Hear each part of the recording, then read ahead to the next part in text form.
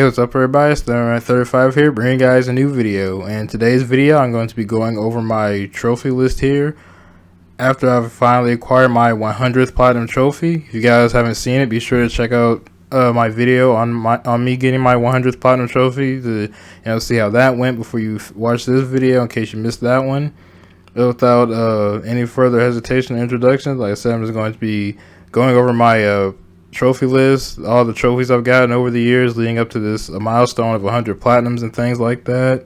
And also just going to be talking about, giving a little detail on some of the games that I played and what some of the platinums were like and stuff like that. And then, look at other aspects of the games that are on my list, and also what I plan on doing with trophy hunting in the future. So without further hesitation, let's begin.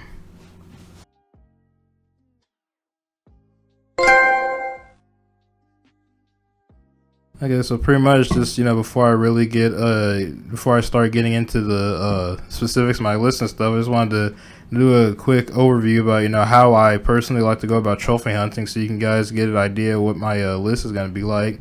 But, basically, I just like to pretty much 100% just about whatever games that I play. If I play a game, I usually go out of my way to try to 100% the game most of the time. And as you'll see, I also like to play a kind of a little bit of a variety, a range of different types of games and stuff like that. I do have my specific genres and things I like to play, but I think my list, just like my overall taste in games, is a little bit broad. There's certain genres and things that I don't really vibe with and I don't play, or things like that.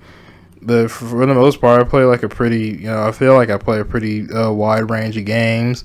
And also, the way I like to trophy hunt too is I've never been fond or a fan of stacking or doing multiples of games and auto popping and stuff like that. So there's actually not going to be any of that. Hence the title of this video, legitimately 100 unique platinum. There's not a single double up on my list. I don't stack games. I don't auto pop anything like that. I mean, if anybody watching, they do that, that's fine. If it's your list, you trophy hunt how you want to trophy hunt. But me personally, I just never really liked padding my trophies like that by just stacking games or auto popping and stuff like that. So there was none of that on my account. So it's just, like I said, it's 100 unique platinums. And I really don't like those just easy trophy quote games. You know what I'm talking about? Those trash things that can barely be called games. I just clutter and plague the PSN store. I don't know what they're called, but the games where you literally just sit there and just mash the X button. Some kind of jumping whatever game. You just sit there and mash the X button in 10-15 minutes and get a platinum. They're so just cheap and lazy. I hate games like that, man. They're not even games. And when you're when you don't trophy hunt, if either you don't trophy hunt or you just don't play those types of games, you still have to navigate through them, just clogging up the freaking PSN store. It's so annoying just scrolling the store and seeing just lists, just clogs of these freaking things, man. I don't like games like that, those trashy, easy, just sit there and press a button for whatever minutes and just, I don't like those at all. So yeah, there's absolutely none of those on my list either.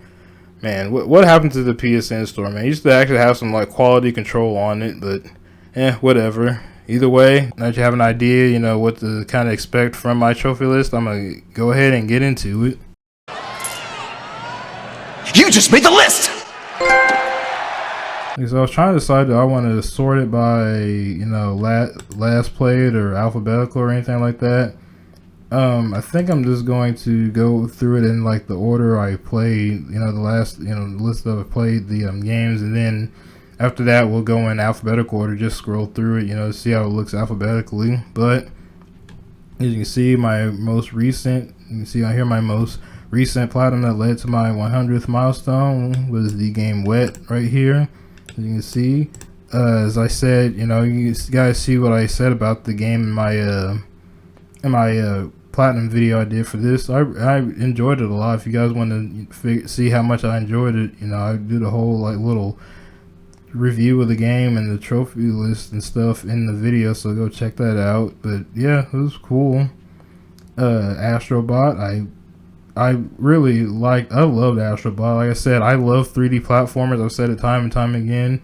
I love 3D platformers, and Astro Bot was like an amazing game. It's like a love letter to PlayStation, and it's a 3D platformer, so it's like the perfect game for me. I enjoyed playing this a lot, and I've gotten the DLC. They, you know, a couple months back released like the latest DLC, so I went and got that cleaned up. You know, some games I'm still in the process of playing here that I really want to get the platinum for once it did. I really enjoy this game. It's not easy at all, and you can see the rarity on this plat. It's very rare, and I really enjoy this game. It's cool. I really want to get this platinum next. I don't know if it's going to be my absolute next platinum, but I do want to get this platinum eventually, soon. Stellar Blade, that was pretty cool. I also did a video of me getting the platinum that. And I did a video of me getting the platinum Astro Bot. Astro's Playroom was the free game that came with the PS5. This game was great. I enjoyed it a lot. Went back and got the little bots that were in this that appear in Astro Bot. That was cool. Grim Fandango. Here's one that seems a little out of nowhere. Like I said, I have a pretty, you know, wide, or at least I feel a pretty, you know, wide range taste in games. So I have this seemingly random remaster of a 90s point and click adventure game, because I've always heard good things about Grim Fandango growing up, and I wanted to try it out, so I bought it years ago. You can see here I bought it and played it back in like 2015 was when I originally got it, and then I stopped playing for a while. I just recently, you know, on my road to 100 platinums, I picked the game back up again and played through it. I enjoyed this game. It's pretty cool. I like the characters a lot and all that stuff. This is another one I did a video on. If you guys wanted to see me talk about the platinum for this. This is a pretty cool game though. I enjoyed it. I usually don't play a ton of point and click really, so Medium, that was also a pretty good game. I enjoyed that. Devil May Cry, that was a very annoying, very frustrating platinum, this one, because of the one where you have to get all of the get S ranks and everything. I hated that, getting the S ranks in this game. Most of the missions aren't that bad for the most part, but like there were certain missions, like I don't even remember which specific ones anymore, but there's certain missions that were just an absolute pain, and I definitely went on a rant about this game after I got the platinum in it. And I got the DLC. The DLC wasn't good either. Virgil was annoying to play as in this game. And then yeah, because that one Virgil fight in this one that on the harder difficulty was crazy. That was definitely one of those moments that had my heart like beating legitimately. Like my heart was pounding out of my chest by the time I finished that Virgil fight on the harder difficulty, because you can die in like one hit pretty much, and you only get but so many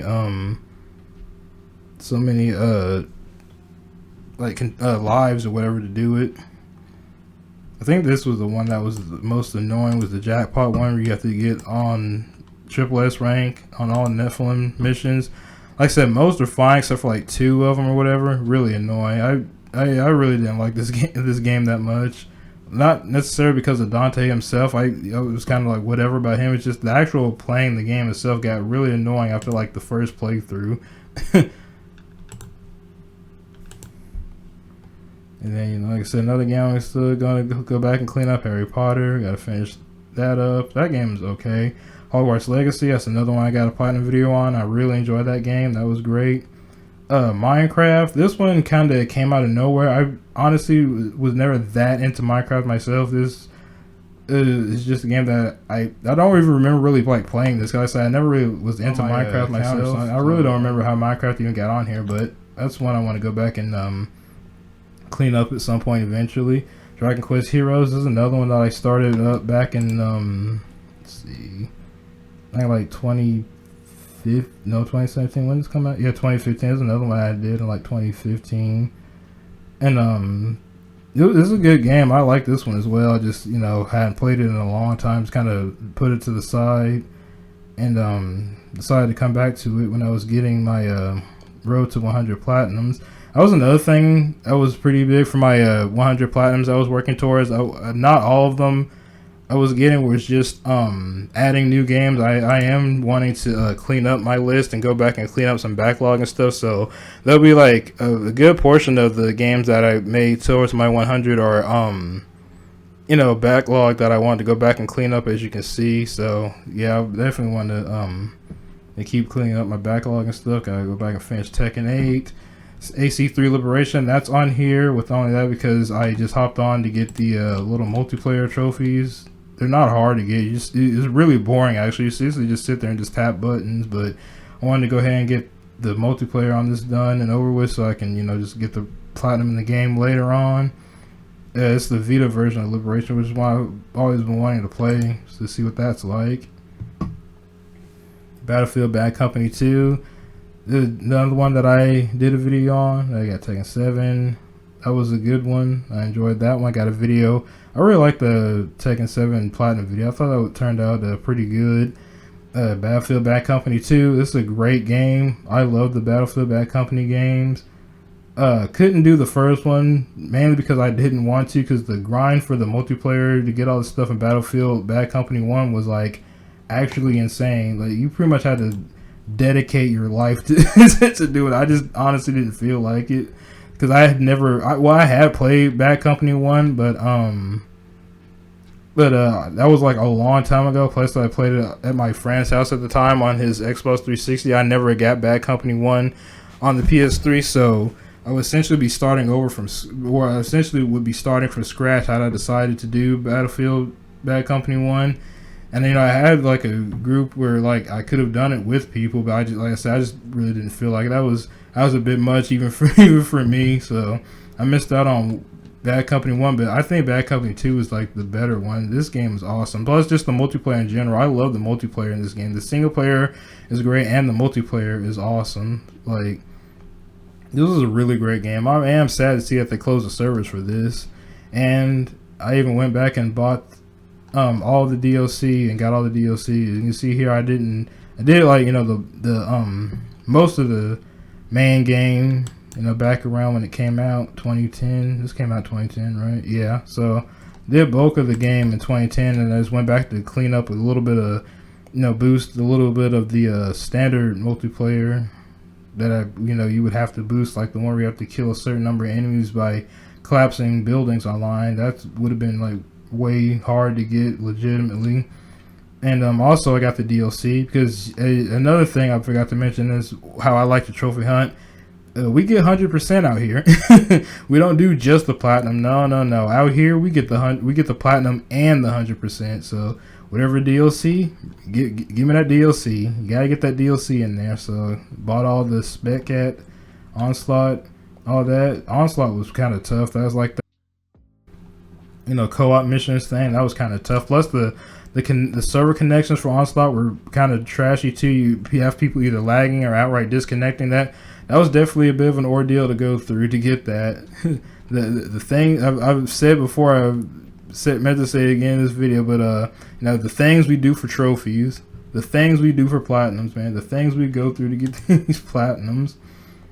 Let's see, Dead Rising 2, that was another one I started up back when it came out and just dropped it because it was a bit of a grind, but on the road to 100, picked it back up, got the rest of like the grindy stuff like the zombie genocider and the rest of like figuring out what the rest of the weapons to kill, the special weapons to kill the zombies with. Battlefield 3 is another one I boosted the rest of the multiplayer with, and this had the DLC also. Pretty much the only like Battlefield I was closing at that time that I didn't get was Bad Company 1, but that's alright. I got Bad Company 2 in this one, so I'm happy with these ones. And like I said, I got all the DLC. I had to boost pretty much all of this because all the DLC like servers were pretty much like dry, so you had to boost it to get that. But yeah, got the bulk of the game back then. I never realized this was an ultra rare. Like just the base game was an ultra rare. I didn't realize that. See, Ratchet and Clank Rift Apart. You're gonna see a lot of Ratchet and Clank on my list. When we go over it alphabetically, you're definitely gonna see quite a bit of Ratchet and Clank. I love me some Ratchet and Clank ever since the PS2. Medal of Honor, that was another one where I went back to boost like the rest of the multiplayer that I needed for the before the servers got shut down for this. I think I got the most of even the online related stuff. I think even back in the day when I played the online and got most of the online legitimately. Even the multiplayer stuff, I got it legit, except for that one where you had to call in all of the kill streaks and the life. No, I think it was support streaks. Hold on, let me find it really quick. Oh yeah, here it is right here. Multiplayer fire controller. Use each offensive support action once. Use each offensive support action once. Award at the end of the round. I had to go into a as you can see, I got this one in a 23. This trophy, like I said, I got looking through. I think I actually got the bulk of the multiplayer legitimately, from what I can see. Yeah, I think so. Yeah, okay, I got the rest of it. Yeah, okay, yeah, I got the rest of the multiplayer legitimately just by playing the game.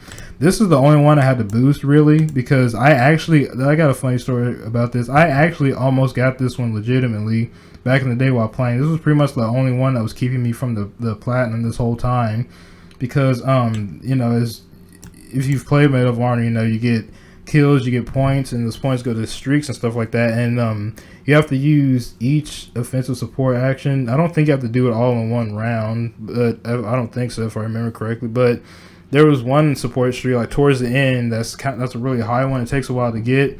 I was playing the game legitimately, and I almost got it. I remember I was like a couple points. I may have been like a kill or two off, and I was about to get it in one match just playing legitimately, and then all of a sudden I get freaking sniped. I don't remember what happened or from where. I just was trying to find the last whatever couple points I could get. I wasn't like hard camping or anything, but I was moving around cautiously and stuff. I wasn't just like running around out there or anything.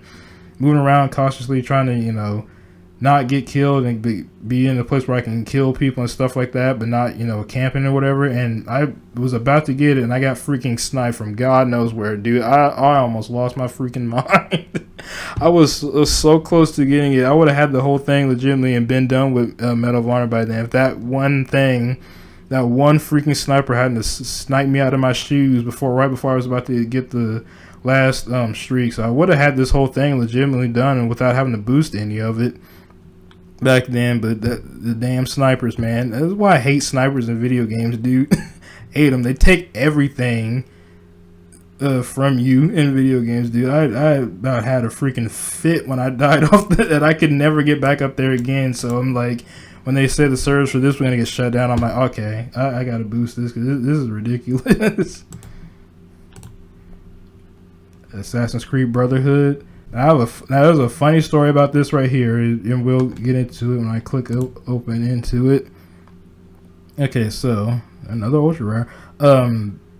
So basically, Assassin's Creed Brotherhood was one game I started back in the day. As you can see, 2011. Also, like a year after it came out, must have been when I finally got it and started playing it. I played it for a little bit, but I don't remember why. I just like put it to the back burner and just hadn't gotten back to it again. I don't think I didn't like the game or anything like that.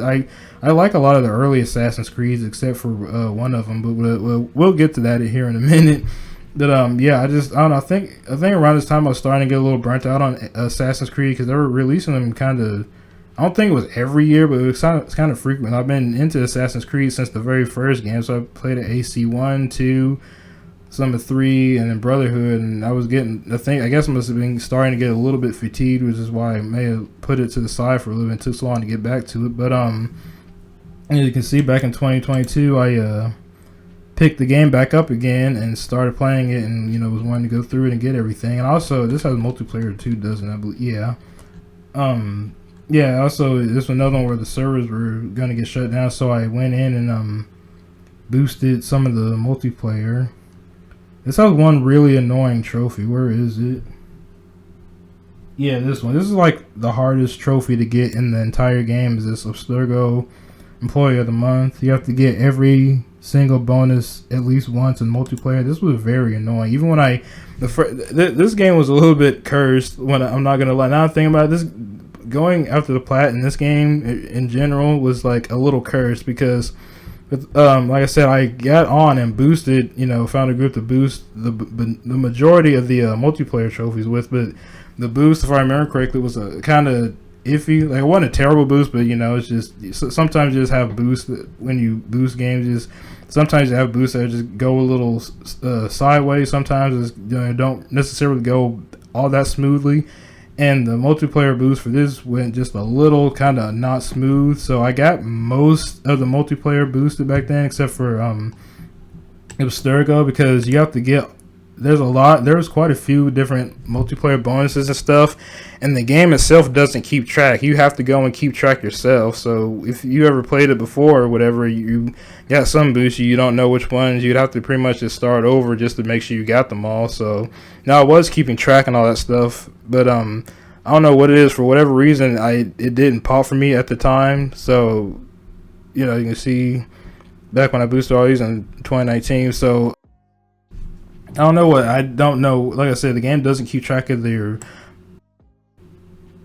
bonuses, so you have to keep track of it yourself. And I don't know. That was like one of the only ones I didn't get. So I just I got all the other multiplayer done. I was one of the ones I wanted to jump on it and get it done, whenever I could. So got all but that one. So I just whatever. That's just the only one I got left. So I just kind of put the multiplayer for Brotherhood, just kind of put that to the side for a little bit. And then some years later, I think is when they announced the servers for this game was finally going to get shut down. And I found a different group and get together with another group of people and help them boosted and stuff. And then got this one finally. And even then, it still took a couple of tries. Even the people that we were boosting with, like I said, that Abstergo Employee of the Month trophy is like the hardest trophy for people in general to get. Like some of the, I can't remember what bonus it was, but I had to keep trying a couple of them like a few times before I don't know if it was glitchy or what, but before it finally actually freaking counted, and I finally got that damn trophy. And even the couple other people we were boosting with in that second boosting group where we finally got it. And a couple other people was taking them a minute to get it. That trophy sucks, dude.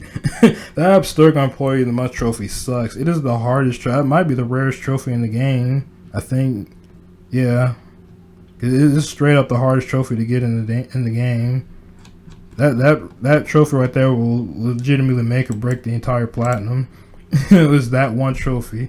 So that's that's the multiplayer side of it done. And then the base game single player for the most part was fun and fine. I like Brotherhood. It was not a bad game at all. And then you get to the second part of the cursed thing to deal with this. Good old freaking Ubisoft here. You can see here. I have some of these. You see, I have some trophies from the Da Vinci disappearance list, but not all of them. You may be wondering, why do I have these but not the other ones? Well, you see, what happened was I was playing the game, right, and I was running through the DLC, getting all the rest of the stuff, and everything was going fine. Then all of a sudden, I was trying to get one of the trophies. I remember it was this one, the Grand Theft Dressage trophy, where you have to steal 5 horses from their riders while remaining on horseback. I was trying. It's not even a hard trophy to get. You just gotta find some horses and stuff and do it. And I did it, and the trophy didn't pop. And I thought, well, maybe maybe I didn't do it right or whatever. And I did it a few more times, and it still wouldn't pop. And I'm like, okay, what's going on here? So, I decided to look up, why this wasn't popping and stuff. And when I looked up the stuff, I found out that apparently sometimes this game has a tendency to glitch out and not let you, even though you meet the requirements, the trophy won't pop. Like the game is just kind of glitches out or something like that and causes the trophy not to pop. I don't know why. It just seems to seemingly happen for whatever reason. I'm going to guess Ubisoft antics. Just freaking Ubisoft and their freaking game glitches, man. Then when I looked into it, there were some solutions and stuff that some people listed you could find to do it. So I tried those out. The first one I think was I backed up my save. Yeah, I backed up my save game, and then I deleted the game data, not the save game, but the data of the game itself. I backed up the save anyway just to be safe, but I deleted the data of the game itself and reinstalled it. Played through loaded the game up again. Tried the Grand Theft Dressage trophy, and it still wouldn't pop. I tried it a couple other times, still wouldn't pop. There was some other type of solution. I can't remember what it was right now, but I tried some other type of solution for it, and loaded the game up again, and it still would not work, and I don't know why. And like people were saying in the the thread or wherever I was reading when I looked up about it, when I was also looking into it, they also saw things that say it's not, when that glitch happens, it's not just one trophy. Like I said, I was trying to get this one, and it's not just one trophy. Like apparently, once this glitch happens, any trophies, even if you meet the requirements, it's not going to pop, even if you meet the requirements for it. So it's just it's glitched the trophies themselves. So like I said, I tried those solutions and stuff like that, and then those didn't work. So now it seems like the only solution that I'm going to have to do to be able to get the trophy, get the rest of the DLC for this, is I'm going to have to delete my entire save file of the game and just start over from scratch again, and essentially just 100% the game again in order to get the DLC for this. Because one of the this trophy right here, was it Il Principale? I don't know how to pronounce it. I probably said it wrong, but this right here where it says receive 100% sync in AC Brotherhood and full sync in all missions for the Da Vinci disappearance. So basically you need a 100% the base game, and you need to 100% synchronize the missions in the base game and in the DLC. And by the time I ran into this glitch just happened to me, I was like 59, close to 60% completion with the game. I noticed when I was looking through I was playing the game and stuff, and I was looking through my percentage and stuff, well, what else I needed to get when I was trying to 100% the game and stuff. I was like 58, 59. It was like basically in between 58 to 60% completion of the game. So apparently from all that stuff I tried and it still didn't work, I'm just gonna have to end up deleting the save file and starting over from scratch on terms of 100%ing the game. So that's great. Thanks, Ubisoft. So at that point, I debated whether or not I should just get the platinum, because like I said, I like to, whenever I get my games platinum, I do like to get the 100% too with it. I like to get the 100% first, and then go for the platinum after that. So that way, when I make my video, I have the plat and the 100% just done and dusted right there, all in the video. So when that glitch happened, I debated on whether or not I should go for the platinum or not. But I'm like, you know what? I just wanted to get this done, get another platinum on my list done. So I just went ahead and got the platinum, despite the fact me not having the 100% for it yet. And I said I would just put this to the side and come back to it later. So yeah, this is still one I gotta go back to later and pretty much just restart the game from scratch again and do everything. Like, I don't know what happened either. Everything was working fine. I got everything else. I was literally playing through the Da Vinci disappearance. I even 100% synced most, if not every. I think I finished the Da Vinci. I can't remember if I finished all the Da Vinci disappearance DLC by the time this glitch happened, but I know I was doing a lot of it. I got most of it finished. I even 100% of the Da Vinci missions, and if you've played this game, you know which ones I'm talking about, where you control his it was different machines and stuff. You have to use them to destroy. I even did all of those and 100% synchronized them. That also includes the infamous tank one. If you played it, where like you can't let the tank take any damage. I even synced that one using a cheese strat that I did, so I'm gonna have to do that again. And then one of his flying machine missions that was really freaking annoying, I'm gonna have to do that again. I'm gonna have to redo everything in the game again just to get this stupid because the freaking DLC glitched. So like I said, I don't know what the heck happened. And the last trophy I got before that glitch happened was was actually that one. It was High Roller. When was it 10,000 florins playing Hazard, the High Roller trophy. This was the last trophy I got before the game just like randomly glitched out on me and I couldn't, and nothing else would work. Because like I said, when I tried doing the Grand Theft Dressage one, it wouldn't pop. I looked it up, and when it said that glitch would affect the rest of the trophies not popping and stuff. I'm like, well, I better just stop trying to 100% the game then until I can get this fixed. And so I stopped trying to, do the rest of the missions and stuff, and was trying to fix that glitch. But like I said, I don't think it's going to work, so I'm going to have to redo it. So that's great. Thanks, Ubisoft. Big ups. Assassin's Creed 3. This game right here, man. This game was free. This game was giving me conniption fits, man. Like, this game right here was a rough one. I thought this was going to be the one to kill me, man. When I was trying to get the platinum in Assassin's Creed 3, I thought this was going to be the one to finally take me out. Like, oh god, this experience right here. Let's talk about this one. So pretty much, I've had AC3 on my list for a minute here. As you can see, the first trophy I got off of this was in 2013. It was like a year after the game it came out. So that's my first trophy. I think that was like the only was that the only trophy I had in this game, I think? Let me see. Yeah, that was the only trophy I had in this game, was the re-entering the Animus. I don't know why I started this game and then stopped it after just doing just that one thing. It was, like I said, this was in 2013, so this was some years ago. I don't know why or whatever I started and stopped. I think maybe I wasn't liking it at the beginning either. I don't know. I can't remember, but basically I did start this game back then and stopped it, and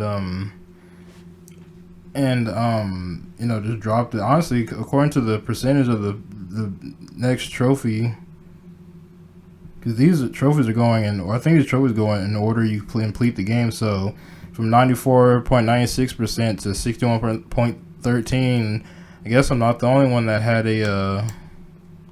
a big drop off with this game for some reason. Like I said, I don't know why, I can't remember, but either way, when I got around to what made me go back to Assassin's Creed 3 was that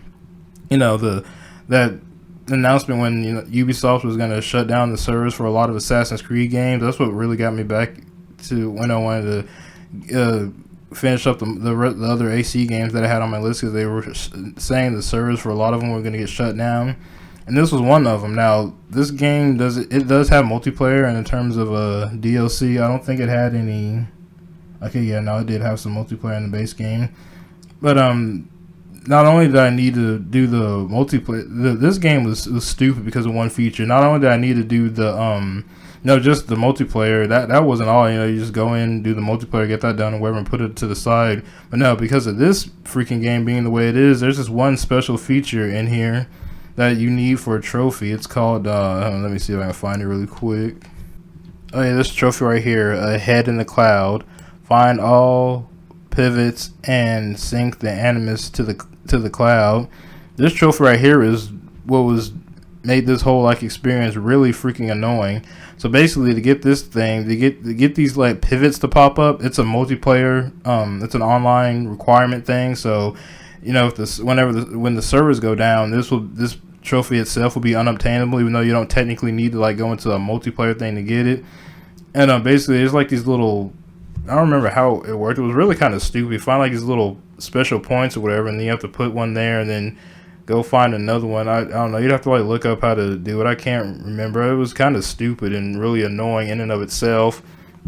And then the reason I needed to do it is because, like I said, this was attached to the multiplayer or the online version of the game. So and the thing about this trophy is you can't just do it whenever. You actually have to beat the main story game in order to unlock the pivots. You can't just do it whenever. You actually have to beat the game story mode to unlock the pivots and then do it. So I don't remember exactly when the servers for this were getting shut down, but I basically just hopped on after I got whichever other ones, and so yeah, basically I pretty much just had to speed run this game. I just kind of essentially just kind of rushed through the game just to get to the end of it and beat the main game, so I could go ahead and unlock that and get that done and over with out of the way. And the trophy in itself was kind of buggy too. I remember being nervous about doing it because I think you'd have to look up again, but I think this was one of those trophies to where people thought you might have to delete your friends list in order to get the trophy to pop, or it was weird and kind of glitchy in one way or another.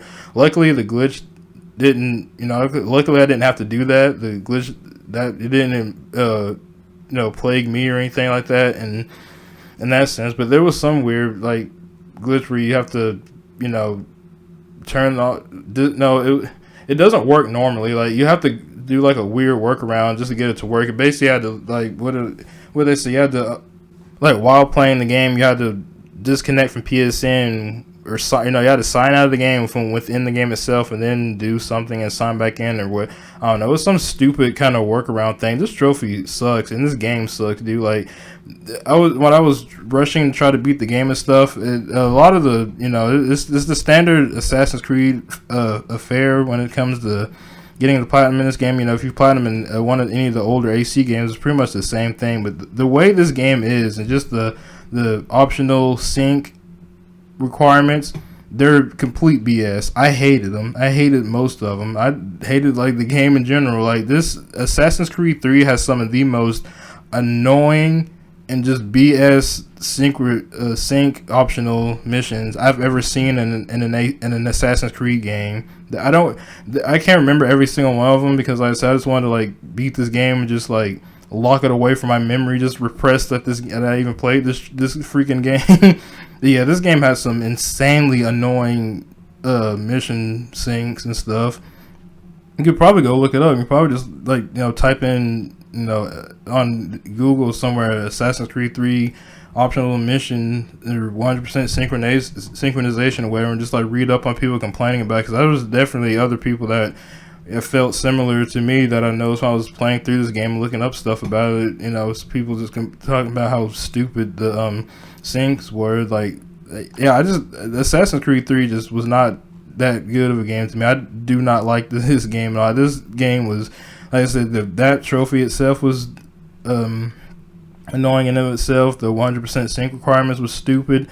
The way the game itself, like it plays like the the older Assassin's Creed games I like, but just like I said, just the way the missions and things were in this game. This game was just really frustrating and annoying to play. I did not enjoy this game, and this game had another type of trophy related to the mini games, and that was pissing me off like no other, dude. I didn't think I was ever gonna get it, to be honest with you. I don't remember.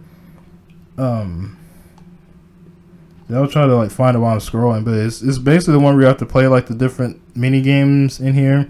You have to beat the highest level on 3 different mini games. There's like a game where you have to throw your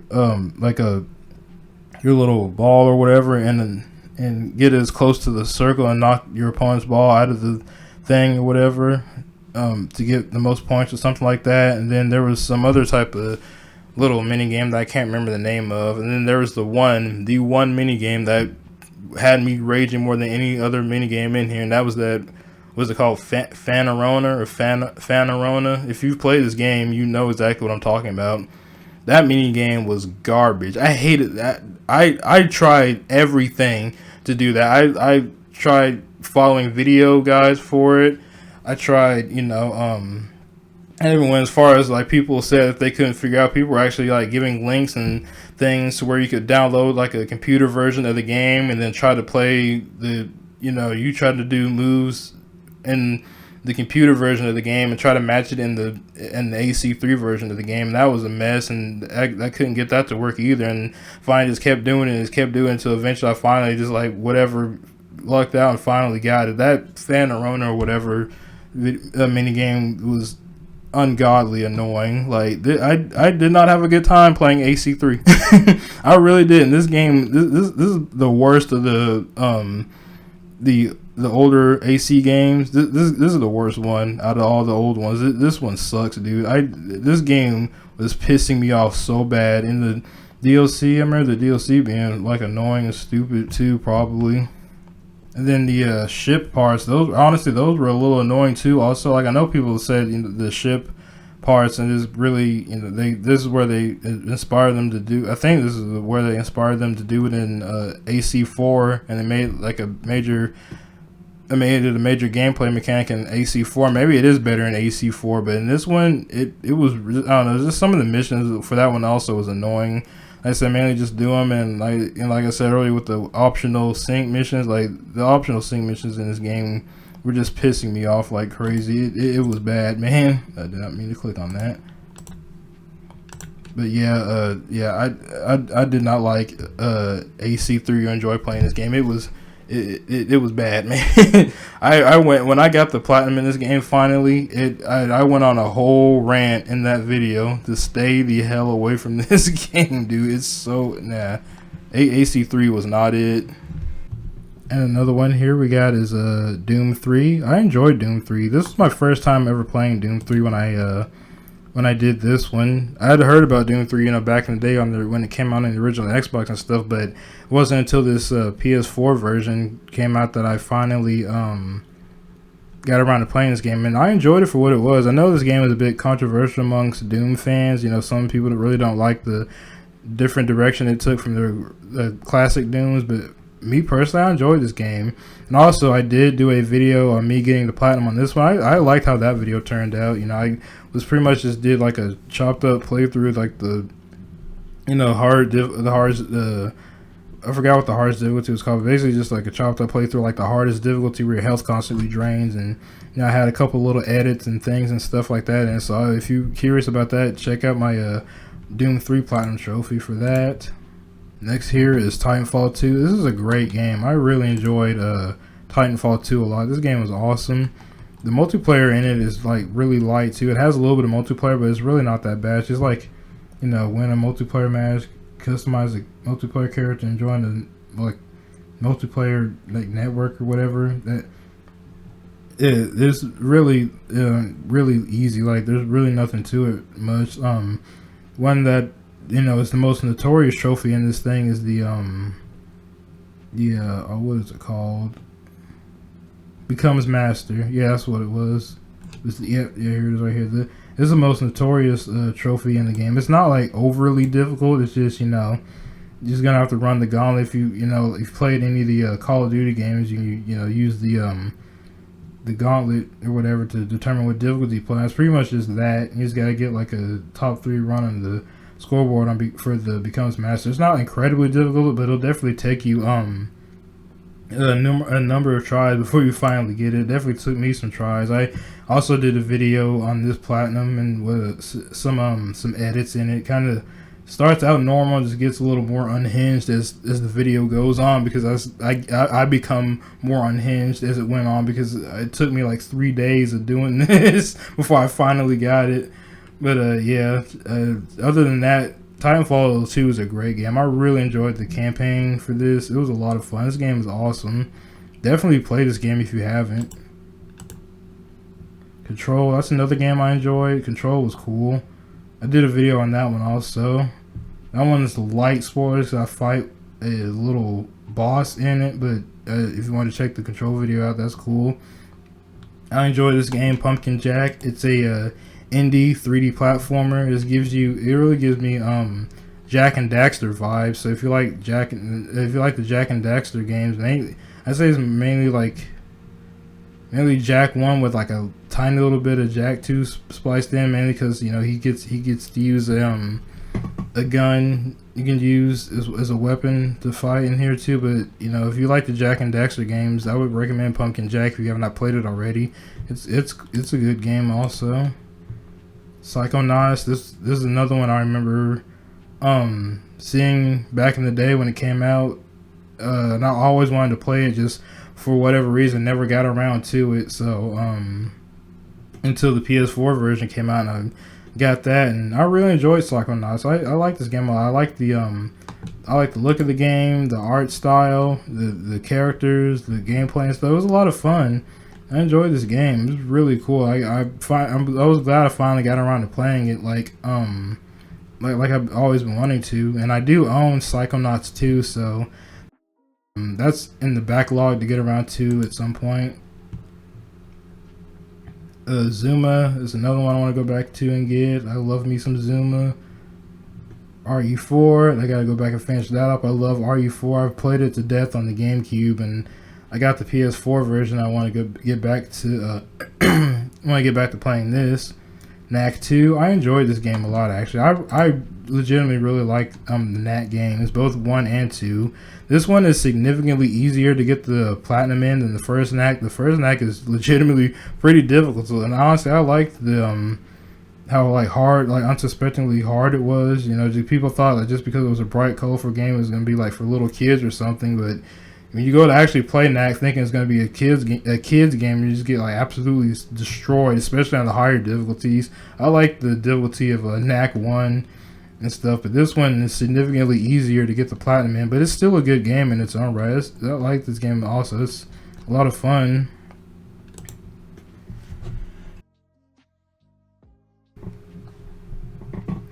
Mr. Masagi. Here's one of the few like you know, this is a pretty easy trophy game right here. As you can see, it's got like a 94% completion. Now, like I said before, I don't typically go out of my way to play a lot of these like really easy, just extremely high platinum achieved games. And like I said, I like to play more like, you know, like actual games and stuff. So I typically avoid these easy games. But the thing about this one that made me want to play it wasn't the trophy, it's just the concept, and this game it's just really funny. It's basically like a parody dating sim game.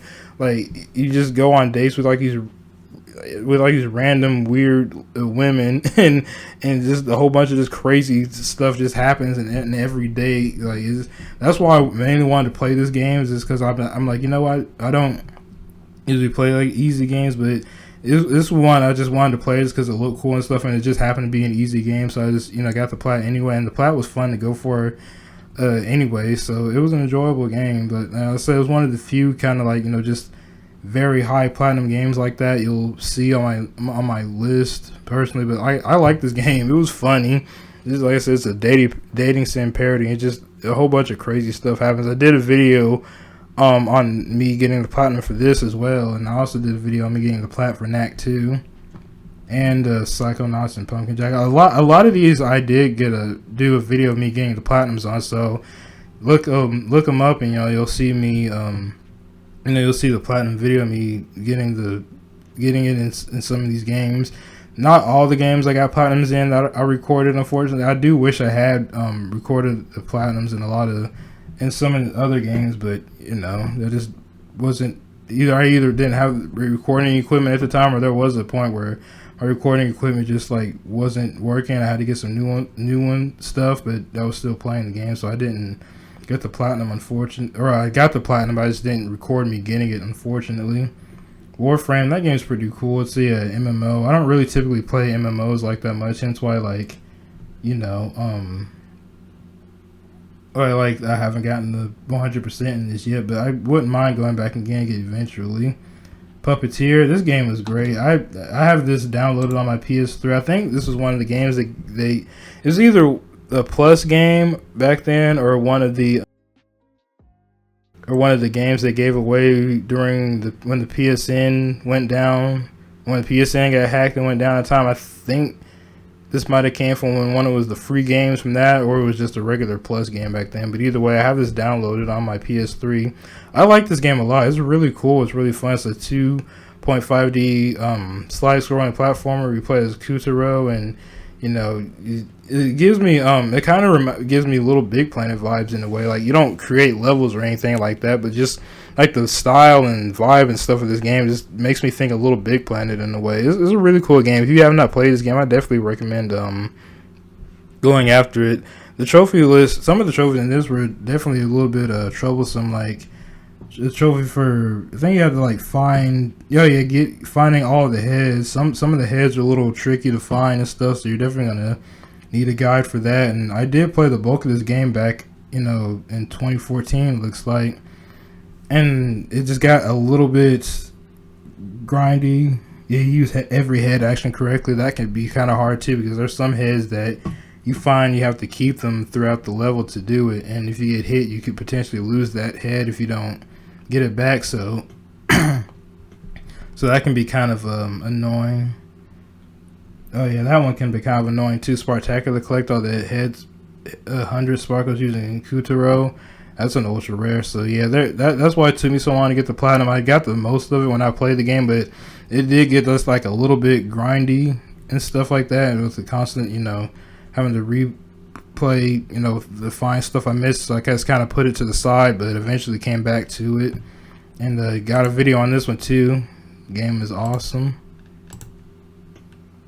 Death Stranding. This was a good game. I'm looking forward to Death Stranding too. I enjoyed this one. This was one hell of a grind though. Like I'm surprised it's not an ultra rare. Like it's not. This game isn't necessarily hard. It's a very big grind. Like you have to max out all the distribution centers, and that some distribution centers can take a long time and take a lot of deliveries and stuff, and you gotta get S ranks on like all your deliveries and stuff, which is not as hard as it sounds if you play the game on hard difficulty. You get bonus points and stuff like that. You just gotta make sure your stuff doesn't get there damaged and all that. Overall, this is a good game. It's like I said, it's very grindy and very time consuming. The game is kind of long too. When I got the platinum for this, I think I had like 100 something hours. I did do a video on this, and I think I showed how many hours it took me when I got the platinum in this. It was a little over 100 hours, that's for sure. It was a good game. I enjoyed it, but it's just prepare to be a FedEx simulator man for quite a while if you decide to go for the platinum this. And like I said, I am looking forward to Death Stranding too. So looking for another 100 hours of freaking UPS delivery. All right, Kojima. BioShock 2. It's a great game. I enjoyed. That's an ultra rare too. Holy crap. I love the BioShock games. The first one is still my most favorite one, but this one's good too. And it's been a long time since I've played through the single player. I think when I did this, looks like I got all the single player back in 2010. Yeah, I got the base game and stuff done back in 2010, which was when the game came out. And the only thing I had to go back and clean up within the past few years was as you can see, the DLC here was the Rapture Metro pack. Yeah. Did I boost this? Most like the base game multiplayer, I actually got that legitimately from the looks of it.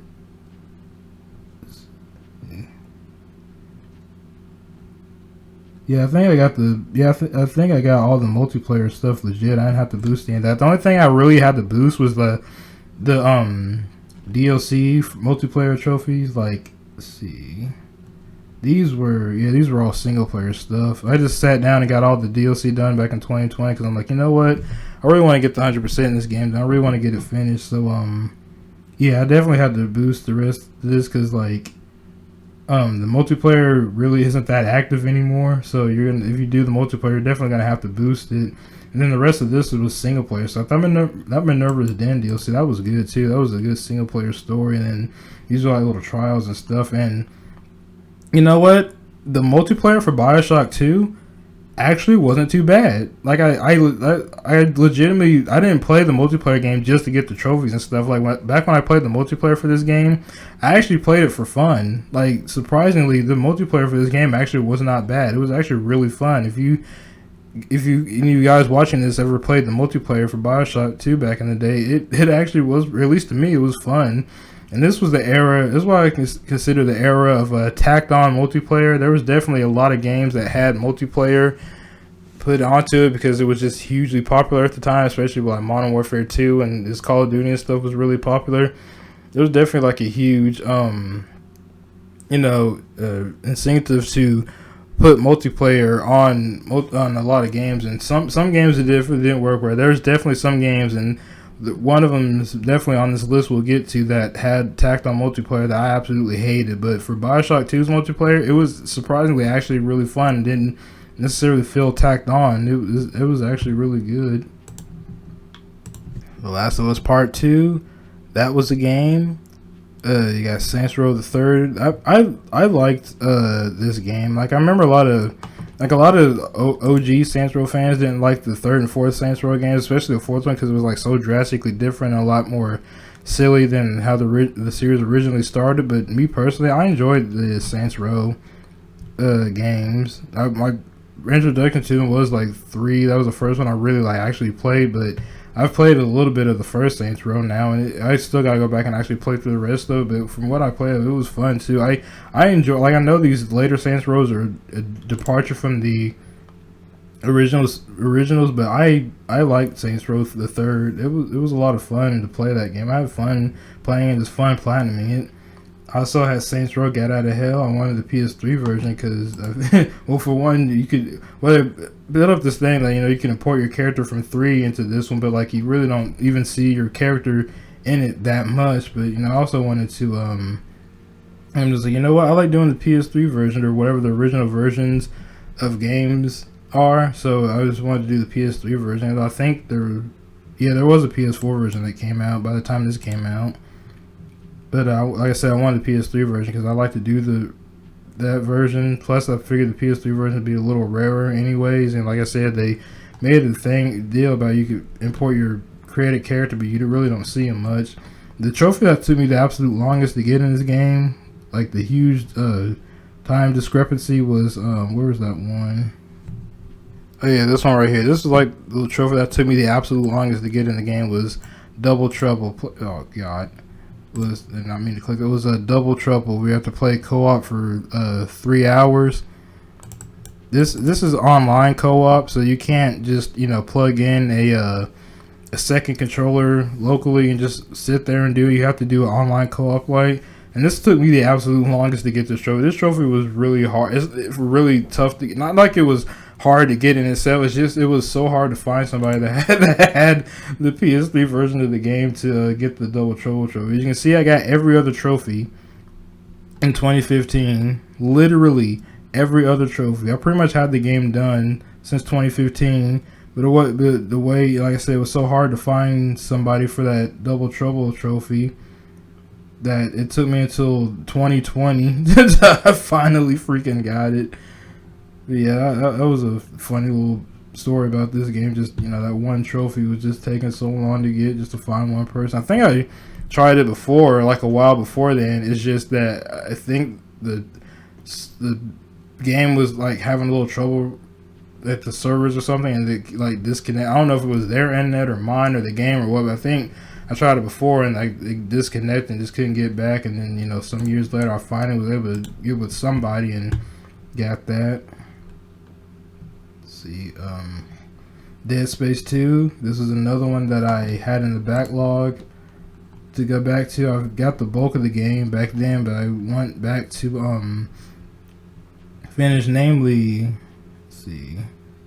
Yeah, there was some, like in 2020, there was some there's some miscellaneous stuff I needed to clean up and get. One of which was the infamous trophy for. Oh yeah, and also I hadn't played the DLC back then either, so I got the DLC and played through that. DLC was pretty good. It was short too, so it's not like it was extremely long or anything. So it didn't take long to get through on the DLC.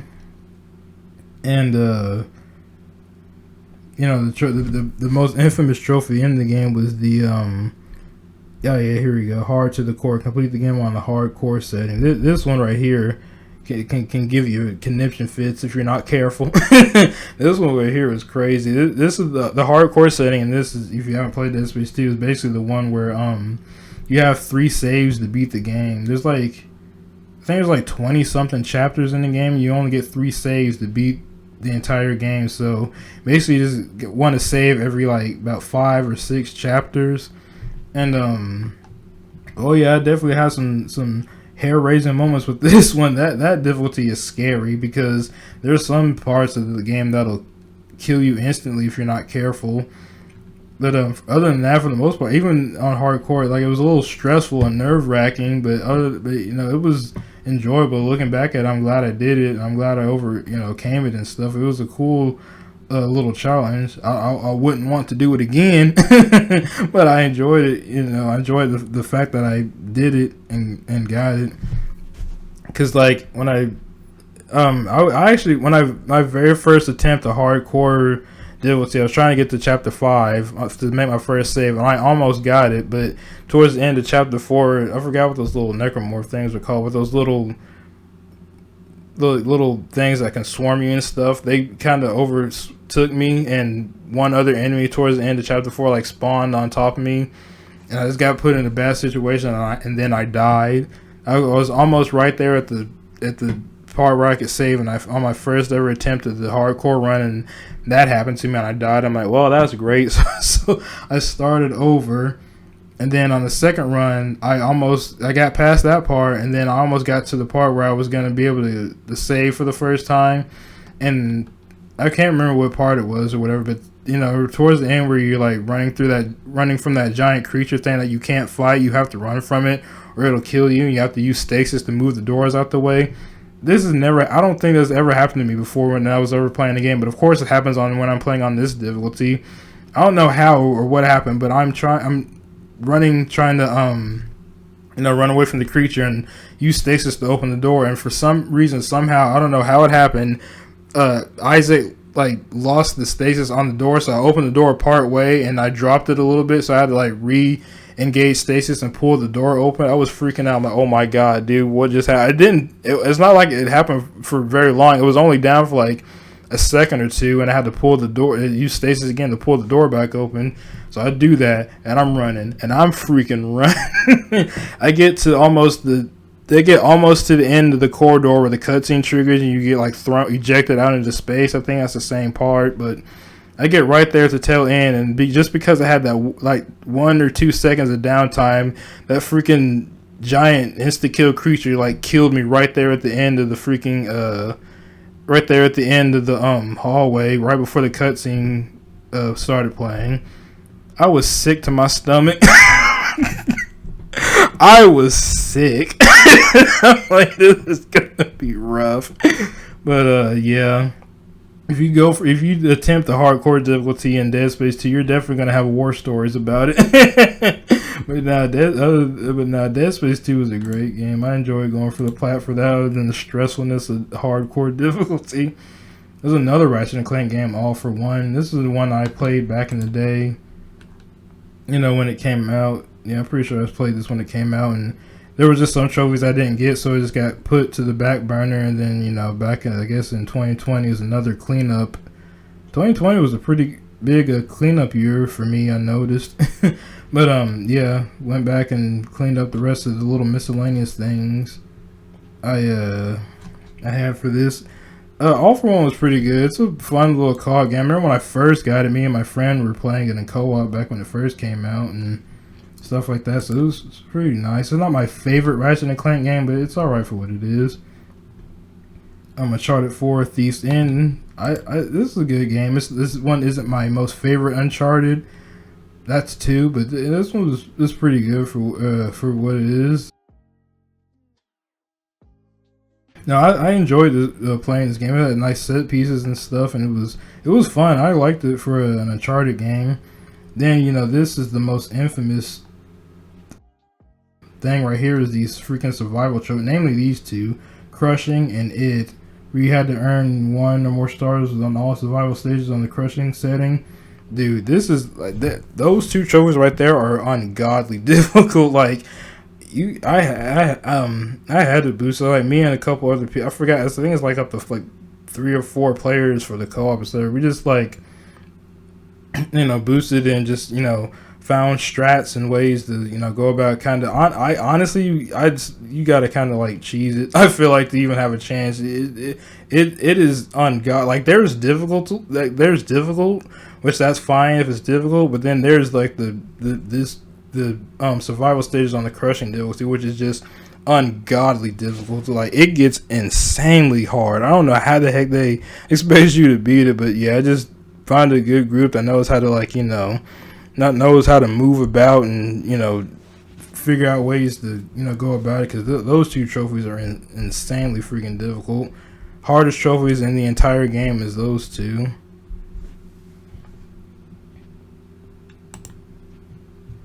I wrote Munch's Odyssey. I did a video of me getting the platinum for this also, and this game was alright.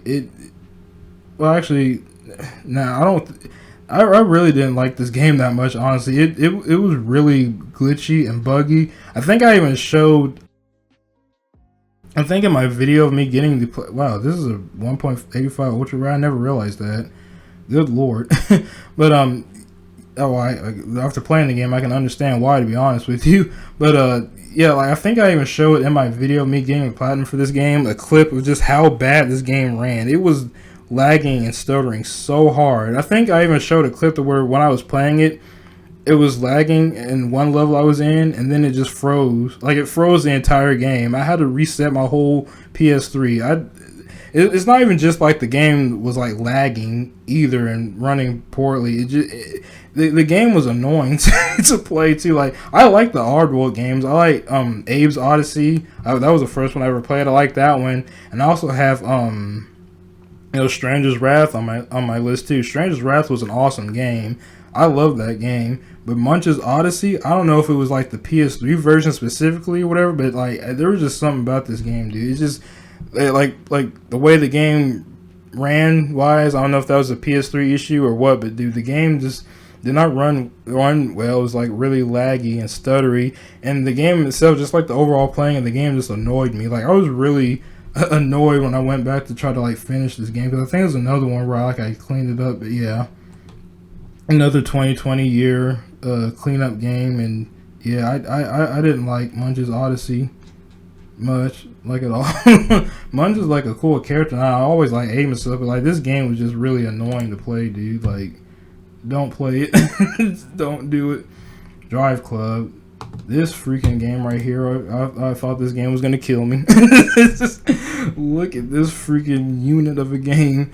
Drive Club isn't a bad game, but like, man, this game gets crazy hard. Even the base game, some of the stuff, like I don't play a ton of racing games. Like I said, you'll see like, different like ranges of games on here, but you won't see too many racing games on my list, because I just don't play a whole lot of racing games, and especially racing sims. Now this one isn't a hardcore simulator, because if it was, I wouldn't have played it. But it's kind of like I think people say it's kind of like an in-between of a simulator and arcade. It's not fully sim, but it's not fully arcade. It's like a mixture.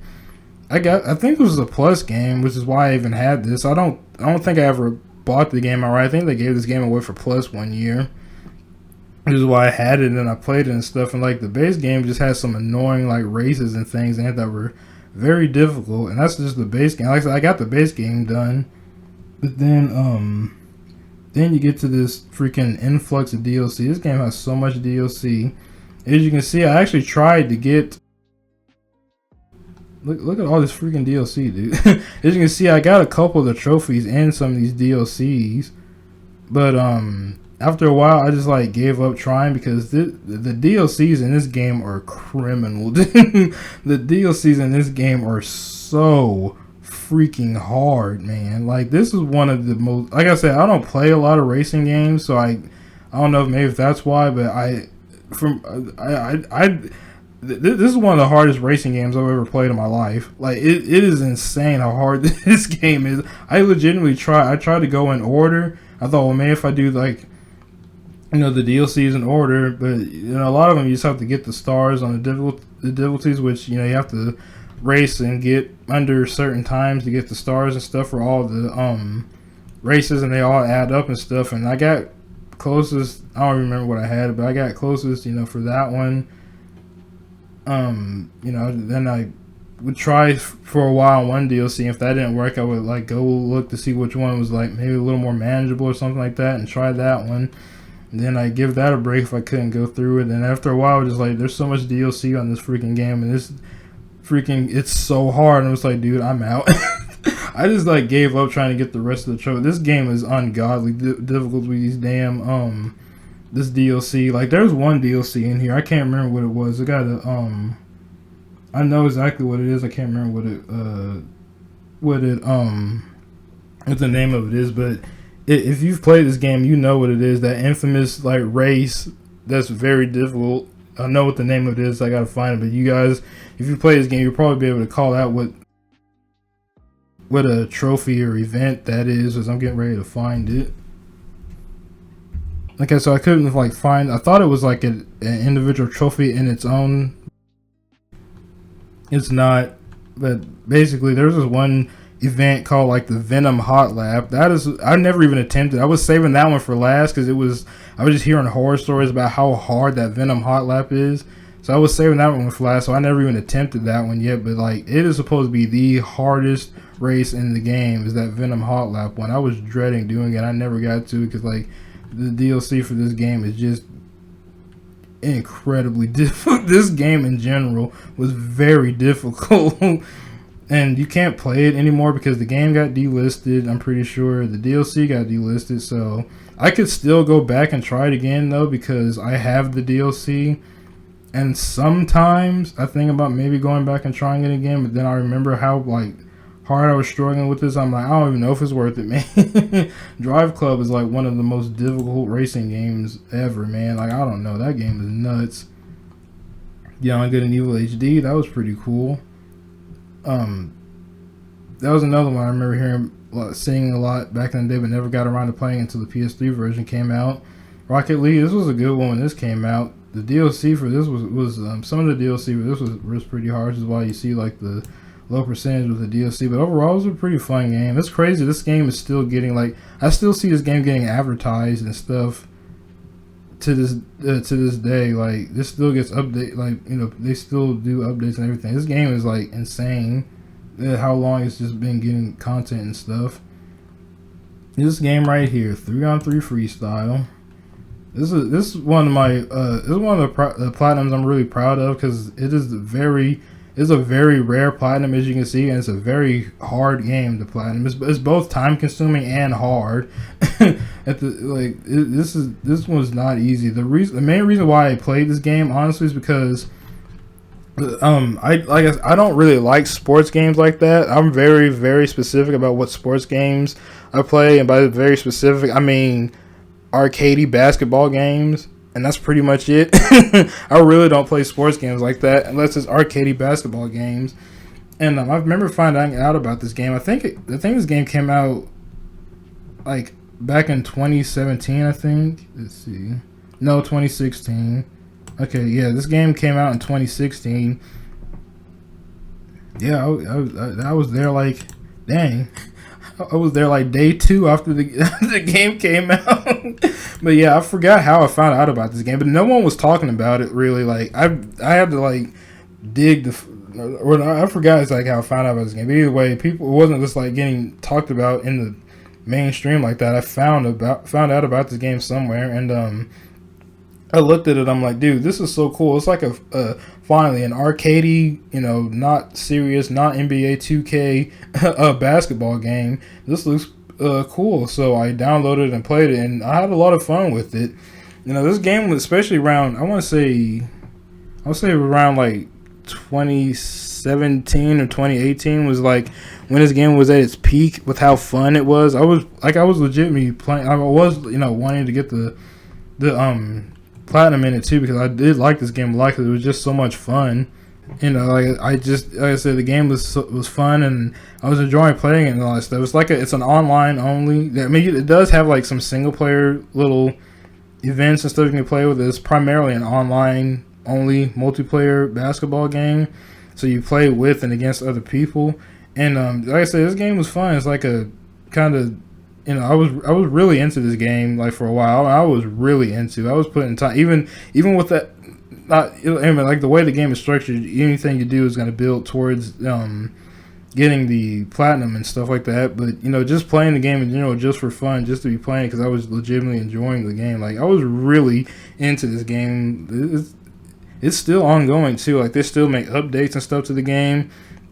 But towards the end of the game, when I was getting close to getting the platinum, some of the updates and stuff, I wasn't really feeling it. You know, just some of the things that were changing and adding. That's kind of the thing about multiplayer games like that. You know, they constantly update them and stuff, but then, you know, if an update happens that you're not really feeling, or that changes the game too much, it kind of makes the game not fun to play. That's why I said like 2017, 2018 was about the peak of this game, and I was like really having a lot of fun with it. I like this game a lot though. It was a lot of fun, you know, at that time to play. But it's a very difficult platinum. This is not an easy game to play. As you can see, there's a lot of very, you know, either just time consuming or very difficult trophies in this, but it was good for what it was. We still don't get enough arcade basketball games. Like, this is the only one I've played, and I haven't touched it since 2020, since I got the platinum. Because even then, by the time I got the platinum for this game, like, and I said the changes they made to it, I wasn't feeling it. Plus, by the time I got the platinum for this, I was like getting kind of burnt out and just done with the game at that point. So after I got the plat, I really just played it less and less as time went on, and then however long after that, I haven't touched the game since. So I just, it was fun for that time period. But man, we really need more of this arcadey basketball games, man. I would love to play more of those. That's about the only sports you'll see me play. Agents of Mayhem, not a lot of people like this game, but I enjoyed it for what it was when I played. It's like a spin-off of Saints Row with a couple of Saints Row characters in it, but I liked Agents of Mayhem. It wasn't terrible. It was fun. Apparently, you can't get the platinum for this anymore. I don't remember which one it was. One of the trophies in it went unobtainable randomly. I didn't even know. It was a couple of years ago when I heard about it. So apparently, you can't get the platinum for this anymore. So I am glad and thankful I got it when I did, because if I had waited however long that would have sucked. And I didn't even play it when it first came out either, because the game was really buggy and stuff. So I just held off on playing it the first year or two. Sly Cooper Thieves in Time. This one was alright. I don't totally hate Thieves in Time, but it's just, if you play the game and stuff and you're a Sly Cooper fan, you know why this game is a bit, it's a bit like, it's not terrible. It has some cool ideas, like with the ancestors and stuff, but man, this game just, dropped the ball in certain story aspects and where they decided to do things with the story. There was another one where I played the bulk of the game when it came out, but I put it aside because the last trophies I had left were kind of annoying, so I went back and got them later, which was, I played it in 2013 when it came out, and I got the plat in 2019, so, yeah, it was a couple of, just miscellaneous things that I needed to clean up that I just didn't get. I think one of them was that Navigate Like Drake trophy, whichever one that is. Let's see. Oh, yeah, that was annoying. That Apollo, that perfect workout during the train, that took me numerous tries. That one was really annoying. I think I might have almost threw the controller. That one was stupid, dude. But yeah, it's just annoying. Like, you ever played a game, right, and you got the bulk of it, but there's a trophy or two that's really annoying you, so you just put the game down and put it aside for a while, and then a while just turns into a few years and stuff like that. You gotta take a look at every map and every episode. I think I tried to get that on my own, and I somehow might have missed the map or something somewhere, so I looked up a guide and made a thing to make sure I checked off every single one of those. Just stuff like that. You get the bulk of the game, but there's a trophy or two you might either accidentally missed or it was really annoying you, so you just come back, you just put it to the side for a while, and it just becomes a few years and stuff like that. So that was another one. That's pretty much what happened with that. The Last of Us, the PS3 version, I love this game. It was really good. I just noticed this is an ultra rare too, and pretty much gonna stay like that because they've been shut the online for this down, so you can't do the PS3 version anymore, which is why like I said, it's the PS3 version, so this is the original version of the game. I played this when it came out, the day it came out, so. And like I said, I don't like to stack or have duplicates of the same game or whatever, so I'm not going to have or do the any of the remaster version. I'm not going to do the remaster. I'm not going to do the freaking remake or the re-release of the remaster, the remake or the whatever. I'm not doing any of that, so I'll only ever have The Last of Us on my list this one time, and it'll be the rarer version, the PS3 version, the harder version, because it has the multiplayer, and I don't think any of the other re-releases of it had the multiplayer in it, so this will be the harder version, which is another reason, like I said, why I like to play the PS3 versions of the game, because usually they're the harder and the rarer version, so it's pretty cool to have the less obtained version on your list, so that's pretty cool. But yeah, I love the first Last of Us. The game is incredible. This was cool too. I grew up knowing about Medieval, but I never actually got around to playing it. Just one of those games that kind of slipped me by. But I played the remake of this. It was fun. It was a lot of fun. This is another one I did a video of me getting the platinum on. So if you guys want to know more how this went, I do have a video of me getting the platinum in Medieval. But that was a really good game. Modern Combat Domination. This game was freaking. I don't even remember why I had this game. I think I played this game because like I was kind of into Counter-Strike a little bit at the time. And I was looking for another Counter-Strike like game to play, and this one seemed like it was kind of cool. But man, this game is it's kind of trash. I'm not gonna lie. Like you just play against bots, but like it's a very very grindy game. It takes forever. Most normal people are not gonna sit through this to play it. Plus, even though you can play with bots, there's still people on this game. Or at least back, because when did I get this? 2019. Even back in 2019, there were still people actively playing this game. Like in the trophy hunting community, we call them lifers when they still play a game that's like old and no group of people play it anymore. Modern Combat Domination, at least at the time I played, it still had lifers. So you'd be in a match full of bots just grinding, and all of a sudden a real person would join and just like kill you. And it was just really frustrating in that game. I mean, I sat through it. I'm glad I got Modern Combat Domination done. I'm glad I sat down and dedicated to. But man, that game is just yeah, don't play that game. That game is cool. Sengoku 3, that's fun. Tomb Raider Underworld. This was part of the Tomb Raider trilogy collection for the PS3. It had Tomb Raider Underworld, Anniversary, and Legend. And of these 3 Tomb Raider games, Underworld was the most. I didn't enjoy Underworld much. Like Underworld is my least favorite one in this collection trilogy. Mainly just because like this is another one of those experiences where I had kind of a bad time playing this one.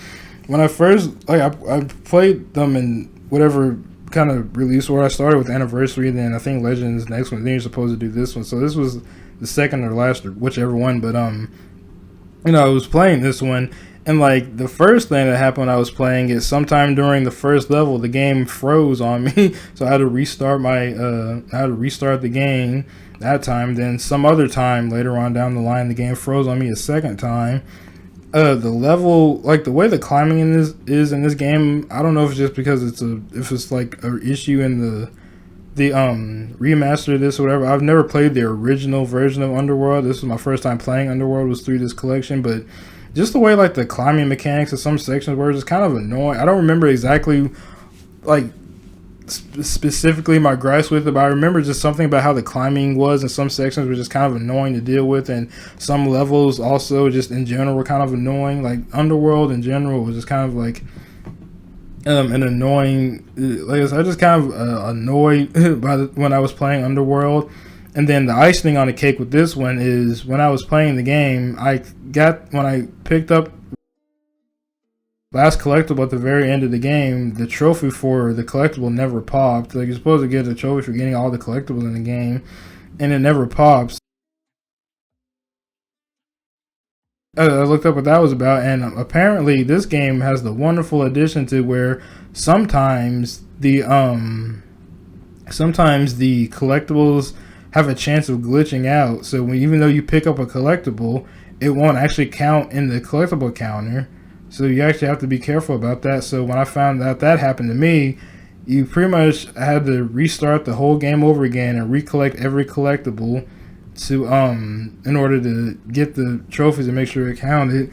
And they say the way to avoid that glitch in the future when you play the game, to make sure you don't have to repeat the game again, so you don't get glitched and screwed out of getting collectibles.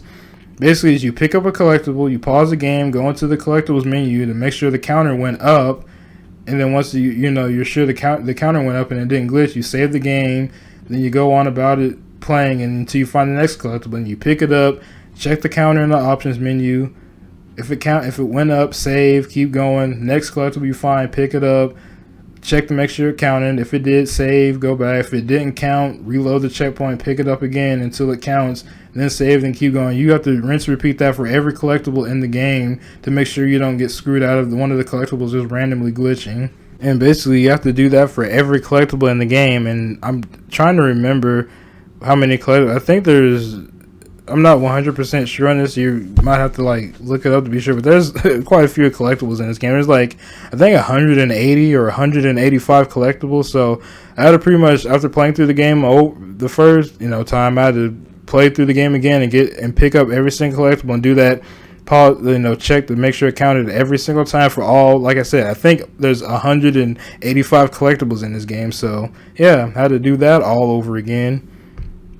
And then by the time I actually wanted to do a video of this, I remember another thing about this game that wound up annoying me. I wanted to do a video of me getting the platinum in this game, like I do with a lot of the other videos, but somehow when I was recording me getting the platinum in this game, the footage got corrupted. I don't know how. Somehow, some way, the dang footage got corrupted, so I couldn't use it. So I think in the video of me platinuming this game, I don't think it's showing me getting the platinum. I'm just going through the list talking about it. I think that's what I did. But yeah, I had the footage, but it got corrupted and I couldn't save it. So yeah, I had some rough luck getting the platinum in Tomb Raider Underworld for whatever reason. I did not like that one. The other two Tomb Raiders were way better. That Underworld was just I don't like that game.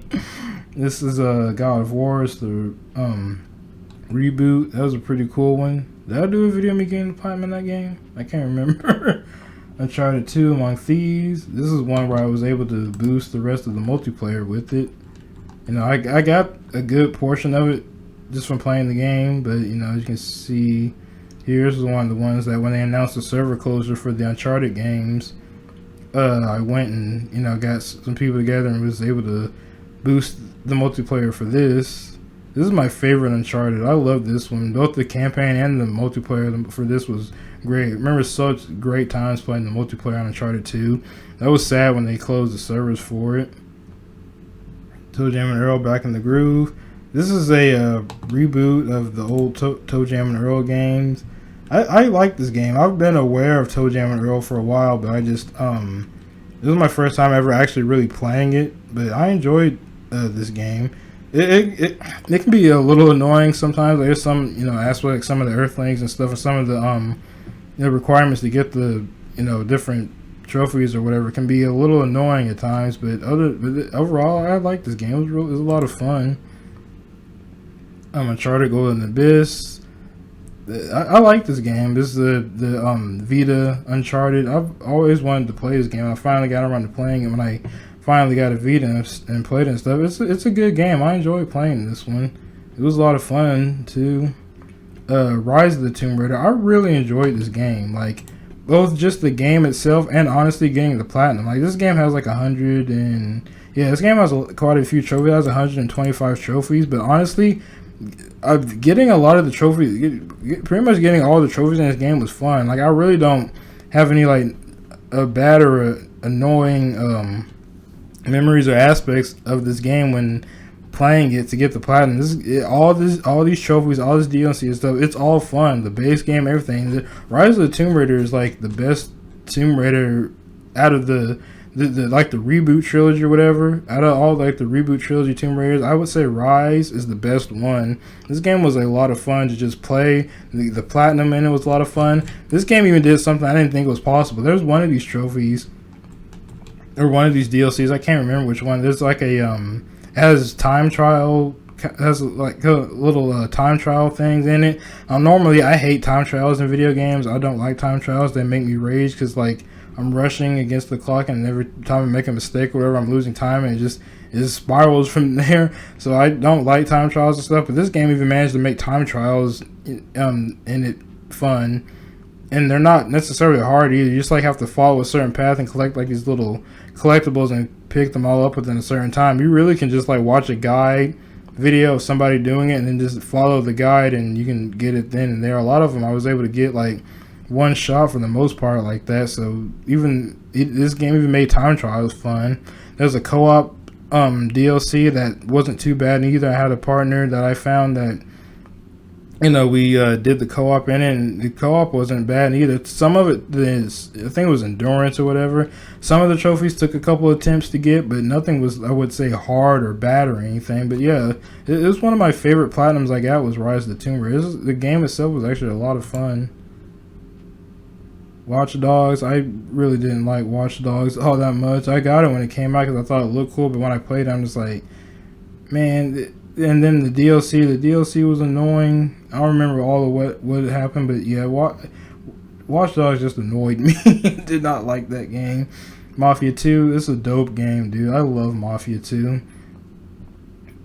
I don't think you can get the DLC for this anymore, but dude, if you have not played Mafia 2, definitely play it. This game is awesome, man. I really enjoyed this game. I played it back when it came out, back in like 2010. Good grief.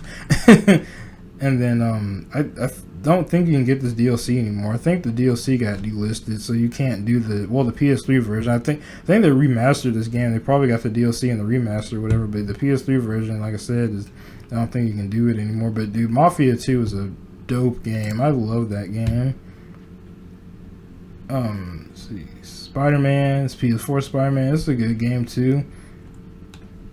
I enjoyed this PS4 Spider-Man. It was a lot of fun, and the trophy list was like really, really easy. Like I remember when this came out, it was like one of the highest at the time. It was like one of like the highest achieved platinums, because the platinum is just like so easy, which that's not always necessarily a bad thing. But yeah, no, Spider-Man PS4 was a lot of fun getting the platinum and just playing the game in general. I liked it. Lollipop Chainsaw is another great game. I really enjoyed this game. There's another one they like remastered for some reason, but like I said, I really bet the PS3 version is like the rarest version. It was the original version. I played this when it came out too, right? Yeah, I played this when it came out because it's made by a Grasshopper manufacturer, aka Suda51, and I love Suda and his games, and I love this game too. This is one of my favorite games he's made. I still want to play more. I still got some of his other games I still got to play, but this is one of my favorites he's made. I love Lollipop Chainsaw. It's just goofy, weird, and insane. So, BioShock Infinite. I actually like BioShock Infinite. I know a lot of people don't like this game, especially because like it's very different from how it was originally shown off and stuff. But for what the game turned out to be, I actually didn't mind Infinite. I liked it.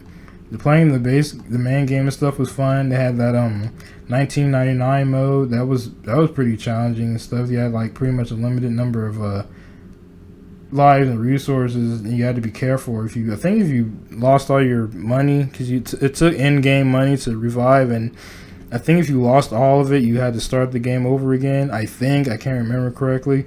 Luckily that didn't happen to me. I thought it was gonna happen to me on this one kind of boss-like area, but luckily I was able to get through that, and I was able to beat the game on 1999 mode without having to restart anything. So that was cool. It was a nice challenge. I enjoyed that. One of these DLCs, I think I like the Burial at Sea DLCs. Like, they were good. They do introduce, if you're really into the story of BioShock, unfortunately the Burial at Sea really do introduce some kind of plot holes in the story, which is unfortunate. But man, just the way the storytelling and stuff and how things went in Burial at Sea episode 1 and 2, I really like these DLCs. That's why BioShock Infinite is kind of conflicting. Like, I don't hate this game. It's fun. I enjoyed it. I enjoyed playing it. I enjoyed getting the platinum in it. I like the story, but it does introduce plot holes to like the main BioShock game. And the first BioShock is my favorite one in the franchise. I love that game. These Clash in the Cloud ones are really annoying though. They're basically like like a challenge run thing where you kill enough enemies within a certain time, or get a certain amount of points or whatever to get all the ribbons and stuff. Some of these were really annoying. I'm usually not that big a fan of game stuff like this. It's not like it's bad or anything. I just hate playing stuff like that for score, because you usually have some either score or whatever that's just really hard. I don't know. You'd have to like look into how the Clash of the Clouds went, but basically it's like an arena type thing, and it wasn't terrible. It's just I remember a lot of it being really annoying. Well, not a lot of it. It was some that were fine, but just trying to get all like the ribbons, but getting a certain number, either have to beat them in a certain time or get a certain score or something like that. But it was just annoying. I really didn't like Clash in the Clouds DLC that much. I could have done without that DLC, to be honest with you. It was just annoying. The Pantheon, that was a cool little 2.5D game that's about like, what is it, Greek mythology, Greece. It is pretty cool. Night Trap, I'm gonna have to go back and finish that. When I started this game, but I just could never beat it. It is really hard. Like, you would think a game where you just sit there and essentially just watch a video and press buttons, wouldn't be that difficult. But that game is surprisingly freaking hard. I'm gonna have to, that game is not easy. Yeah, Subway New York. That's a cool little obscure 2D side-scrolling game you don't hear anybody mention. That's like real underground. I forget how I even found out about it. That game wasn't easy to complete neither. That game was really hard too. Counter Spy, that was a cool game. That was a cool style, cell shading and stuff. I like that game. I think that got, I don't know if the game got delisted, but I think the servers got taken down, so you can't get one of the trophies in that anymore. That's unobtainable for 100%. Enslaved Odyssey to the West. I like this game. I was kind of mad at myself I didn't play it sooner, because I didn't play it until 2018. This is a good game. I really enjoyed this game. I liked it a lot. I had known about it since it came out, but just, like I said, one of those games that just kind of pass you by and you just don't play it until years later. But I'm glad I played it though. It's really good. PQ's Perfect 10 was pretty cool too. There was one trophy in here I can remember kind of being a little bit annoying. I don't remember which trophy specifically that was, but if you played it, you'll probably no or whatever. It wasn't a hard trophy, it was just kind of annoying. I don't remember which one it was, but other than that, this is a great game. Definitely, I would recommend playing this game if you haven't already. Enslaved Odyssey of the West is definitely an underrated game. Let's see, that's a cool game. The arcade Shock Troopers, that's cool. Tomb Raider Legend, I enjoyed Legend. This game was pretty cool. It's better than Underworld, that's for sure. This one is a cool game also.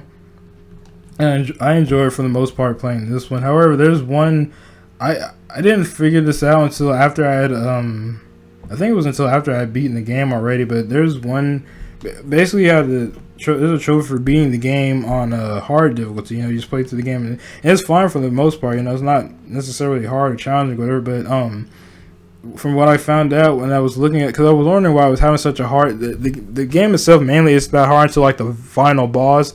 The final last boss in this game on hard is very difficult, very annoying for a specific reason. So when I was looking into it, apparently the reason why that is I forgot where I found it out at, but I was looking up stuff about the game, but apparently on the PS3 version, let's see, there's a thread right there asking about the final boss. That might be it, but apparently there's some glitch with apparently specifically with the PS3 version, but there's a glitch in the PS3 version of this game to where you get, I'm not going to spoil too much of what I'm not really going to spoil the final boss, just in case you haven't played this game or whatever. I mean, some people but the game came out in 2012. Are you scared to spoil the game from 2012? Yeah, I don't spoil games, but regardless of how old they are, because not everyone's played every game, so whatever. I'm not going to spoil anything, but basically, in the final boss, you get a sword you use to fight the final boss, and every other version of the game, you can just swing the sword, and it emits this attack that you use to hit the boss. Apparently, in specifically the PS3 version of this game, there's a glitch that the sword is glitched, and if you swing it too many times, you'll actually damage yourself with it.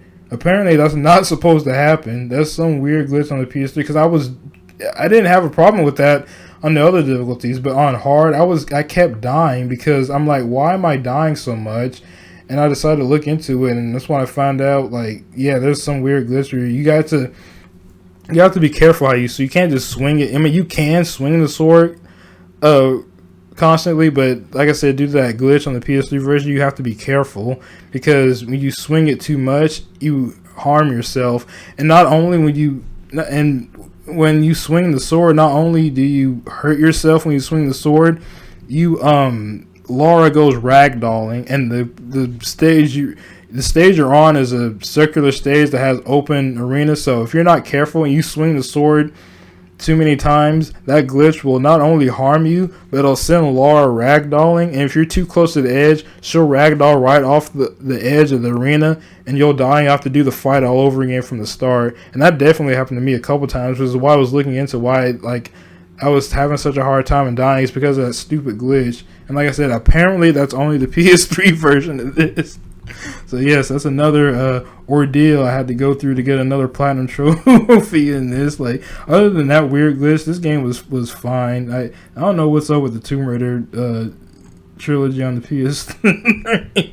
freaking the disaster that I went through that was Underworld, and then this crazy glitch. Like, it's definitely possible to beat it on hard, but despite the glitch, I did it. It's just you just gotta be careful how you attack and stuff. It was really weird. So you got Song of the Deep. That's a cool little like smaller project. That's actually from Insomniac Games. It doesn't have a platinum or anything, but it's cool. I liked it. Now also another thing. Also, as much as I enjoy getting platinums and stuff, I also like playing games that don't have platinums. Like I said, I'll just play if a game looks cool and interesting to me, and I'll play regardless if it has a platinum or not. So even games that don't have platinums, I'll still play through them in 100% because I enjoy 100%ing games. Most of the games I play, as you can probably tell. But yeah, that A Song of the Deep is a cool little side-scrolling underwater exploration type game. Welcome Park, that was one of the first games I got with my Vita, and then I got hit with the ever prominent with this game completed with missing timestamps. Apparently, when you, how does it go? Like when you start your Vita up, this is like the first game you play, and then you haven't like set the clock or whatever. So quite a few people that have Welcome Park have it with completed with missing timestamps. So this is kind of a thing that can happen with this game. So that explains that. But yeah, Welcome Park was pretty cool. I had some that were really annoying, like that one slide puzzle thing. If you know what I'm talking about, you had to like solve a slide. I hate slide puzzles in games anyways. But yeah, other than that, that was pretty neat. Horizon Zero Dawn is the first game. I like this game. I know a lot of people criticize Horizon Zero Dawn and a lot of people hate on it, but at least the first game, I liked this first game. The first one was fun. I enjoyed it, and I liked Aloy as a character in this one, and I liked playing the game in general. The trophies wasn't bad either. It was fun. I haven't played the second game. I heard that one isn't as good as this one, but at least the first Horizon, I enjoyed this one, so I was really excited for this. It was a cool game that was from Guerrilla. So I'm not sure about the other games in the franchise. I haven't played those, but the first Horizon is good. Gravity Rush 2 is a great game, underrated here. I got this after I played the first Gravity Rush and enjoyed that game a lot. I like the trophy images for this too. Yes, underrated game, definitely very good. Loved that one. Tomb Raider Anniversary. This was the first I played during the first Tomb Raider game I played in the Tomb Raider trilogy on the PS3. This game, for the most part, was fun. It's pretty much a remake of the original first Tomb Raider game. It's fun for the most part. I enjoyed it. I liked it a lot. It's fun to play. Controls and everything was good. I like the visuals a lot. I actually like this design of Lara the most. Like her PS1 design, of course, is iconic, and that one is very good. But this is my other favorite design of Lara Croft. I like her PS2, PS3 era. Well, it really is PS2 because these are HD versions of PS2 era. But yeah, I like PS2 Lara Croft. But the one thing that annoyed me about this game is what I said before earlier is it contains freaking time trials. Yeah, here we go. Like the Egyptian speedrun, Greek speedrun, Peruvian speedrun. This has time trials in it, and I think it was the Egypt speedrun. I remember it had me raging. It was one of the levels. There's I forgot which level it was, but I know it was Egypt. Had me freaking raging. That's why I don't like speed runs again. Because like I said, when I'm speed running in the game, I'm running against the clock trying to get to the thing as fast as possible. Then I either mess something up, and I'm wasting time. And at first it's just kind of annoying. And as it goes on, the more you repeat it, it gets more and more annoying. And then you realize every time you mess up, you're losing time. And that's a reset, and it takes a minute to reset. And then when you reset, you gotta start over again. It just turns into being annoyed. From being annoyed to being angry. So yeah, I remember the especially it was one of the levels in the Egypt time trials that had me freaking raging, dude. I remember I was even trying to do a glitch, there's speedrunners, they glitch through the games and stuff, and that's another thing I hate about speedruns. I suck at intentionally trying to glitch a game. Like I said, I was looking up freaking speedrun guys for this junk, trying to mimic what the speedrunners were doing, because I just could not. I was trying to when I first was doing that, I was just trying to run through the level as fast as possible, but I kept missing the time and stuff, and I couldn't get it right. So like I said, I got desperate and looked up the freaking speed run strats for it, and even the speed run, you got to like, you know, glitch through this, that, or whatever, and walk over the air and all that stuff. Yeah, I couldn't even get that to work. I suck at speed runs, dude. Why I hate speed run trophies, and I suck at trying to do speed runner glitches. So yeah, it took a while before I finally got the damn time trials for this. That was the one part about the Tomb Raider anniversary that was really pissing me off, was the stupid time. I hate time trials in games, dude. Hate them. God, they're terrible. I could do with not another speed run in a video game every game, but despite that, I finally did it. I couldn't pull the glitches off, so I finally just like ran through the level enough times where I finally eventually got the time for it. But man, those time trials in this game were rough. Other than that, it was a lot. It was great though. The game was great. And other than that, Uncharted Lost Legacy, I like this game a lot because you get to play as my one of my favorite characters in Uncharted is Chloe. I freaking love Chloe. So it's cool you finally got to play as her and stuff like that. So this game was pretty cool. I enjoyed. This was a pretty cool platinum. The only thing though, well, for the most part, the platinum in this was cool, except for the freaking crushing trophy on this one. Crushing on this game is some BS. It is insanely hard. If you've played this game on crushing, you know what, like the what was it called, the APC fight. If you played this game on crushing, and I just said APC fight, you probably just got hit with a bit of PTSD. Because that APC fight on crushing was some of the most disgusting. I don't understand.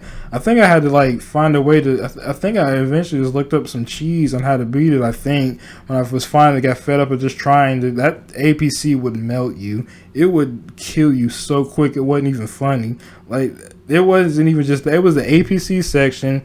That section towards the end of the game while on the train, there were some parts of this game on crushing that were stupid hard. I swear, this is Uncharted Lost Legacy on crushing. I've played every Uncharted on crushing, and I didn't use cheats. Every Uncharted I've played on crushing, I did it legitimately, and I did not use cheats. I didn't use cheats on Uncharted 4 crushing. I didn't use cheats on Golden Abyss. I didn't use cheats. Every Uncharted that has a crushing difficulty trophy, I did not use cheats on. I don't think I used cheats on this either. It got so bad that I wanted to, but I from what I'm trying to remember, I don't think I used cheats on this. But I did use some like cheese or whatever to beat that stupid behind APC fight. Go look that up if you don't know, if you don't get why it's so bad. But either way, I beat all the other Uncharted without cheats, right? I swear, this is one of the hardest Uncharted to beat on crushing. I've played Uncharted 1 through 4, Golden Abyss, this, I think that's about all of them except for the card game, but that's not like a normal Uncharted game. As far as like the normal Uncharted, I think I've played all of them. I've done them all on crushing, and this is like up there as like one of the hardest Uncharted to beat on crushing because of the certain sections and stuff. It is freaking crazy. It's harder than Uncharted 1 on crushing. Now, I remember struggling on Uncharted 1 on crushing at some points, but I swear this is one of the hardest Uncharted to beat on crushing is Lost Legacy. I don't know if I'm the only one that feels like that, but dude, that is like this was crazy. Crushing on Lost Legacy was freaking crazy. Other than that, the game was enjoyable to play. And platinum, just save for the crushing, like that was ridiculous. Here we go with Crash Bandicoot, the remake of Crash Bandicoot, the Insane Trilogy. I got all of this stuff. I got most of the DLCs. Just once again, I don't like time trials. Here we go again. I never got the time trial for Stormy Ascent, despite the fact that me trying. Now that's another underground video for you guys. I actually did upload a video of me showing pretty much why I hate time trials, so you know, feel free to look that video up if you're ever interested or wherever. It's like a short, like 5-minute video. You'll see when you watch that video, you'll see what I'm talking about when I say I hate time trials, and why I hate time trials is that I got everything else. I even got all the other time trials in the rest of the game, because you gotta do time trials in the base game. And they were annoying, yeah, but the Stormy Ascent is no joke. It's just staying alive long enough. That's the hard part about Stormy Ascent. You just gotta stay alive. That's the tricky part, while it's also simultaneously kind of rushing. Abzu, that's a cool, chill underwater game. Crash Bandicoot 2 Cortex Strikes Back remake from the Insane Trilogy. This one I got close to getting the platinum in. As you can see, I got everything else, but oh look. Hey, look at that. More time trials. Why? Why can I never escape time trials in video games, dude? Somebody watching me, they know I complain about doing time trials in video games. And so many games I tried to play, especially around like, this late 2010s or whatever, just happen to have freaking time trials in it. I tried to get the time trials in this game. What I was wanting to do, I was wanting to like get the harder ones out of the way first, and even like some of the easier, like the more moderate or whatever ones I was having trouble with. Like I don't know, man. Just I honestly, I've said it before, I think, but I honestly don't like the Insane Trilogy version of Crash 2. I'm not gonna go into like deep details into why, but basically just look up how the how they programmed the movement. Basically look up how they did the movement and Crash's hitbox. His hitbox in this game was it pill shaped when the original was box shaped. I think that's how it works, but yeah, look up like the movement or whatever for Insane Trilogy Crash 2. That's pretty much why I wound up not liking this game. I love Crash 2. Crash 2 is like one of my favorite games of all time. Literally the first video game I've ever played in my life. It was what got me into video games. So when I got the Insane Trilogy version, I couldn't wait to play it, let alone wait to play Crash 2. So I went in it actually hyped. I was hyped for the Insane Trilogy. I was hyped for playing Crash 2. But like when I played it, I didn't know anything about the the different like collision whatever for Crash, and apparently it affects all three games. Well, it affects the first two. They went back and they like applied the movement or hitbox or whatever of Crash 3 and applied it to 1 and 2, and it makes the games really messed up. Like I said, if you look into it, you'll see a lot of people mentioning what I'm talking about in more detail, but basically, yeah, because it was something about when I was playing Crash 2 that just felt off to me. I didn't know what it was at the time, but it was something I was dying on stuff that like there's no way I would normally be dying on. It's like it was a hard part or anything. I was just dying on certain sections. I was actually raging, dude. That's why I knew it was bad. I'm like, something's wrong. I've never in my life raged at Crash 2. I mean, look at this freaking post right here, Crash 2 time trials rage. Even what I'm talking about at this particular moment, it wasn't even the time trials. It's just like the game in general. The way the game in general is, like what they did with the movement and stuff, had me dying on parts I normally never died on. It was just weird. I was getting really mad about it. I'm sorry. I once I like found that out and just like got all the rest of it. That's kind of why I didn't go back and really try anymore after a while for the time trials and stuff. Plus I know people speedrun Crash 2, but like, I don't know, it's just the way this game is built. I feel like this game isn't made to be speedrun. Like, trying to like rush through the game as fast as possible and stuff just like feels really annoying or whatever how this game is. And plus, like I said, with the movement and stuff, I don't know. I honestly, I don't like the Insane Trilogy version of Crash 2. I really don't. It's just, honestly, it feels inferior to, I'd rather just play the original game. Like the original game from like 1997. I'd much rather just play this. I'd never have any desire to play Insane Trilogy ever. Like if I ever wanted to play Crash 2, I'm literally pulling out the PS1 disc and putting it in and playing that version. I don't. It's so messed up. It scared me off of playing playing Warped. Like if you notice on my list, I only have Crash 1 and 2. I never touched Warped because I'm like, dude, if Crash 2 does this to me, I don't want to know what 3 is gonna be like. So I never played Crash 3 Warped off the Insane Trilogy. I dropped the trilogy after that. They messed it up, man. Like the way they did it is just messed up. And like I said, the time trial levels are insanely difficult. Like no pun intended, but seriously, the time trial levels are freaking hard. I even tried some like I said, the more like I tried to get the harder ones out of the way, and there were some hard ones I got out of the way, but some others I couldn't. I just like was going around doing different ones, just trying to like speed run and stuff. I said combined with like the way the movement is and how like I feel like the game isn't meant to be like rushed or whatever. I don't know, I just didn't like it. Like, the time trials in this game just pissed me the hell off. Because every time I played Crash 2, they never had relics in Crash 2. Relics wasn't a thing until Crash 3. And every time I played Crash 2, like, the 100, whatever, different times I've played Crash 2 over the years, I've always played it at a leisurely pace. I always just played it at a leisurely pace and just took my time with it and whatever. I never rushed, playing Crash 2, so trying to speedrun it and rush it just feels kind of weird to me. So yeah, I just never got around to it. I don't know. Sometimes I think about going back and trying it to get to Platinum 4, but then I'm like, dude, I really hate time trials. I don't like the way the game is. Like, I don't know, man. I think it might just be called Crash done right there with that. Here's another 3D platformer, Ukulele. This game was a little controversial when it came out. I don't know, I like this game. It wasn't perfect. It definitely had flaws and stuff, but for the most part, I enjoyed it. Yeah, it definitely has some flaws and some annoyances. I don't remember what, because you see, it's been a while since I played this game, but it definitely has some flaws and annoyances. But despite that, I like this game.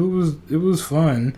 I know they came out with a sequel for it called the Impossible Lair. They have 3 games. Oh, a Korean version. So, see, that's a little like side thing I could talk about in another video. I don't like when they do stuff like this, because like I said, I don't like having stacks of different versions of the same game. So I would only ever have just this one, and then the Impossible Lair whenever I get around to playing that one. I don't like to have like that done. I mean, I don't really come into this page and pay much attention to it, but it's kind of stupid to have that there, because be behind. You know, you gotta have like however many like versions or regions of the game. I don't region stack or anything like that. I don't like that. But either way, I like this game. You know, it's, like I said, it's not perfect or whatever. It was fun for what it is. I remember people didn't really like this game much when it came out, but it's good. If you like 3D platformers, I recommend at least giving it a shot. I enjoyed it. It's very Banjo-Kazooie-esque. And this is the first Gravity Rush Remastered. This game is really good. A friend of mine put me onto it. I had seen Gravity Rush back when it was on the Vita, but I just never played it because I didn't have a Vita at the time. And then, you know, when the PS4 came out, my friend put me onto this game. So yeah, Gravity Rush is really good. Great game. Yeah, the Platinum was a lot of fun to go for too. I don't remember anything like necessarily annoying or whatever with Gravity Rush 1. Also, I like the trophy images for this one too. Is this the one? Yeah, like that, where they do stuff like that with the trophy images. I like that. That was really clever. I like that. That was cool. I like when they do funny little things like that with trophy images. This is Ratchet and Clank, another Ratchet and Clank game. One more of many. This is the 2016 reboot. It was alright. It wasn't like terrible, but I don't know. Like I said, I mean, if you ask, I mean, I'm not sure what the general consensus is. I think most people thought this was all right.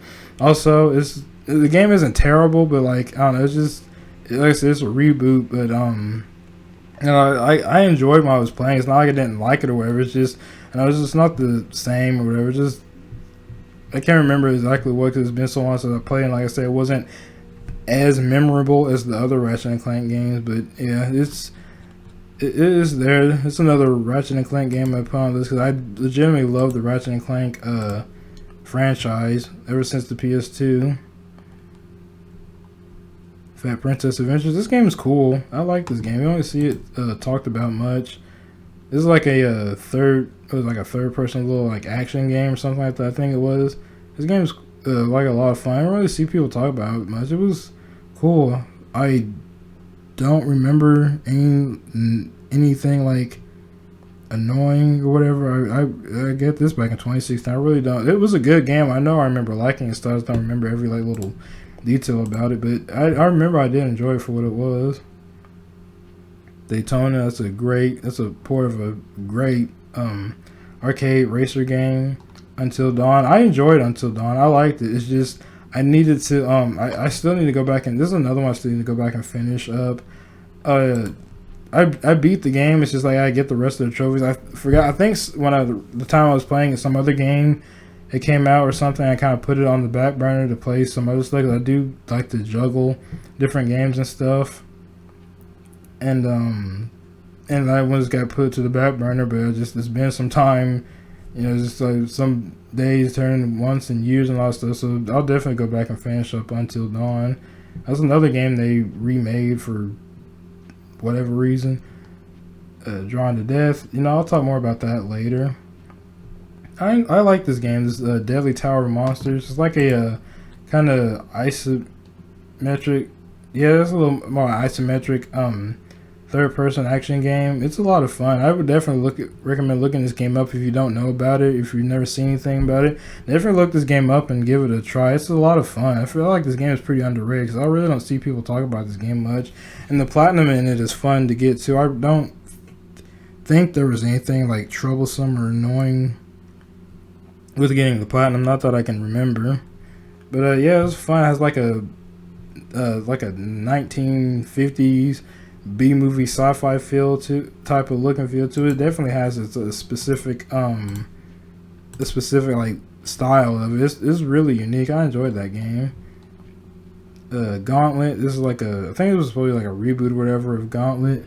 This is cool. Wow, I did not realize this was an ultra rare, let alone that low. Holy crap. I remember playing this game. This game was pretty fun. I enjoyed this one too. Main reason why I got this is because I was wanting to play another Gauntlet game, because the Gauntlet I got into was a Gauntlet Dark Legacy. I love that game. This isn't like it's a Gauntlet game, but it's not like how Dark Legacy was. But I freaking love Gauntlet Dark Legacy. So when this came out, I'm like, I want to play another Gauntlet game because I haven't played too many of them. But it was fun. It's a little tough. I can't remember what exactly was like hard about it, but it was enjoyable from what I played of it, what I can remember. Okay, Anniversary. That's a remaster of an old PS2 game that I found out about back when it came out. That was a pretty fun game too. Once again, if you like 3D platformers, as you can tell I do, you probably get a kick out of that. D-Stars Victory vs. Plus. I feel like this is another underrated game you don't see people talk about or mention. This is I guess they would call like it's not really it's like an arena fighter, but you have like different characters from, I guess, from different animes. You got Luffy, Naruto, Gon. I can't tell who that is from, but I think that might be Ichigo from Bleach. I think Ichigo from Bleach is in here, but it has like a number of different anime characters and stuff you can play. It has some like kind of annoying, like some characters that were annoying to fight against and stuff like that, but for the most part, it was a pretty decent game. They came out with a sequel, Jump Force, but I never played it. I heard it wasn't as good, which is unfortunate, because Jump Force has a cool concept, but then they shut the servers for it now, so you can't even play it anymore now. Xenoclash 2, that's cool. Bloodborne, yes, I know. I need to go back and finish Bloodborne. I think I got stuck on one of the bosses or whatever, and it's like kind of took a break from it, and it's another one of those things where like you take a break from it and you play other stuff, and then time just passes, and next thing you know, it's been forever since you last played it. So that was another one I got to get back to. Far Cry 4, this was pretty good. I enjoyed it. It's more of the same as Far Cry 3, but I still think Far Cry 3 is the better one. Like this game wasn't bad. If you like Far Cry 3, you'll like this one too. I just think Far Cry 3 was the better one overall, but this was pretty cool too, though. This is a fun game. I got Valley of the Yetis. That was a pretty neat little DLC. Plants vs. Zombies Garden Warfare. That was cool too. I think I got that when I was one of the Plus games. I don't remember ever buying this game. I think I downloaded when it was on Plus. The Order 1886. I still think this is an underrated game. I like this game. It was a lot of fun. It's a pretty quick platinum too, almost infamously quick. People's judgment about the game, but I even from day one I liked the Order. I thought it was a really good game. I always thought this game was underrated. Let's see, that's another one I need to go back and finish up as Guacamelee. This game was cool too. It's a 2D side-scrolling game. That's another one I need to go back and finish up. Evil Within is another one I need to go back and finish. I want to do that. Tekken Revolution, that was like that free-to-play Tekken game. Destiny, that's another one I got to go back and finish. That's on the list. That's on the cleanup list. Dust and the Legion Tale is great. This game is awesome. If you like 2D Metroidvania type games, definitely give Dust and the Legion Tale a shot. This game was really fun. I enjoyed this a lot. The art is great. It was made primarily by one guy. I think his name is Dean Dodrill. I think that's his name. It was made primarily by one guy. He was an animator that worked professionally. I forget where, but the animations and everything in this game look incredible. Like, this game is so good. If you like Metroidvanias, definitely play this if you haven't already. It's really good.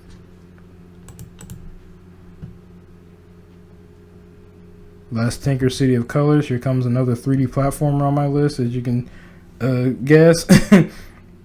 This game's it's all right. It's not like, you know, anything groundbreaking or anything. This doesn't have a platinum, but it's not anything groundbreaking. It's another 3D platformer that this also kind of gives me a little bit Jak and Daxter vibes. Not heavy, but, you know, it's like big world exploration. You like to fight and bring color back to the world and stuff like that.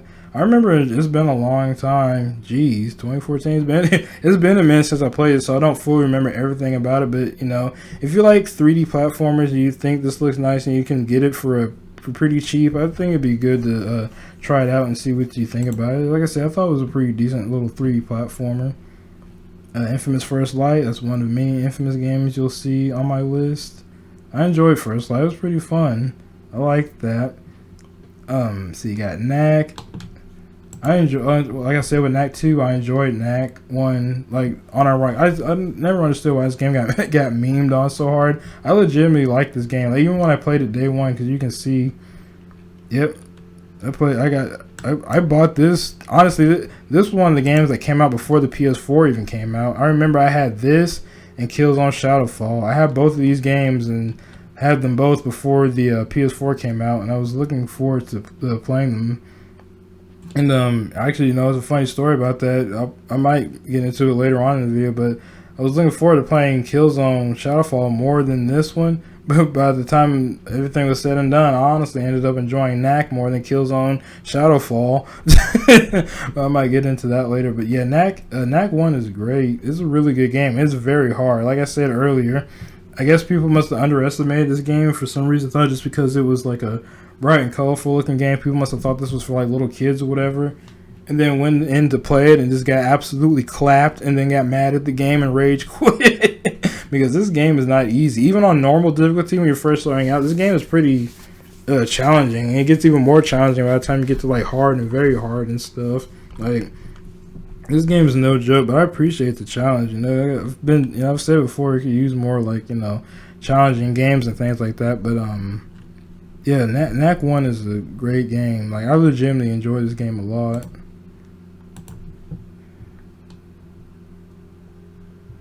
Here's like a little group of 100% here that I enjoy. You know, Another World. That was a cool cinematic platformer. I think I might have done a playthrough of that game, like a single video playthrough about that a long time ago. That was good. Valiant Hearts. That's a cool game. That's another 2D side-scrolling game that was made by, I think that was made by Ubisoft, wasn't it?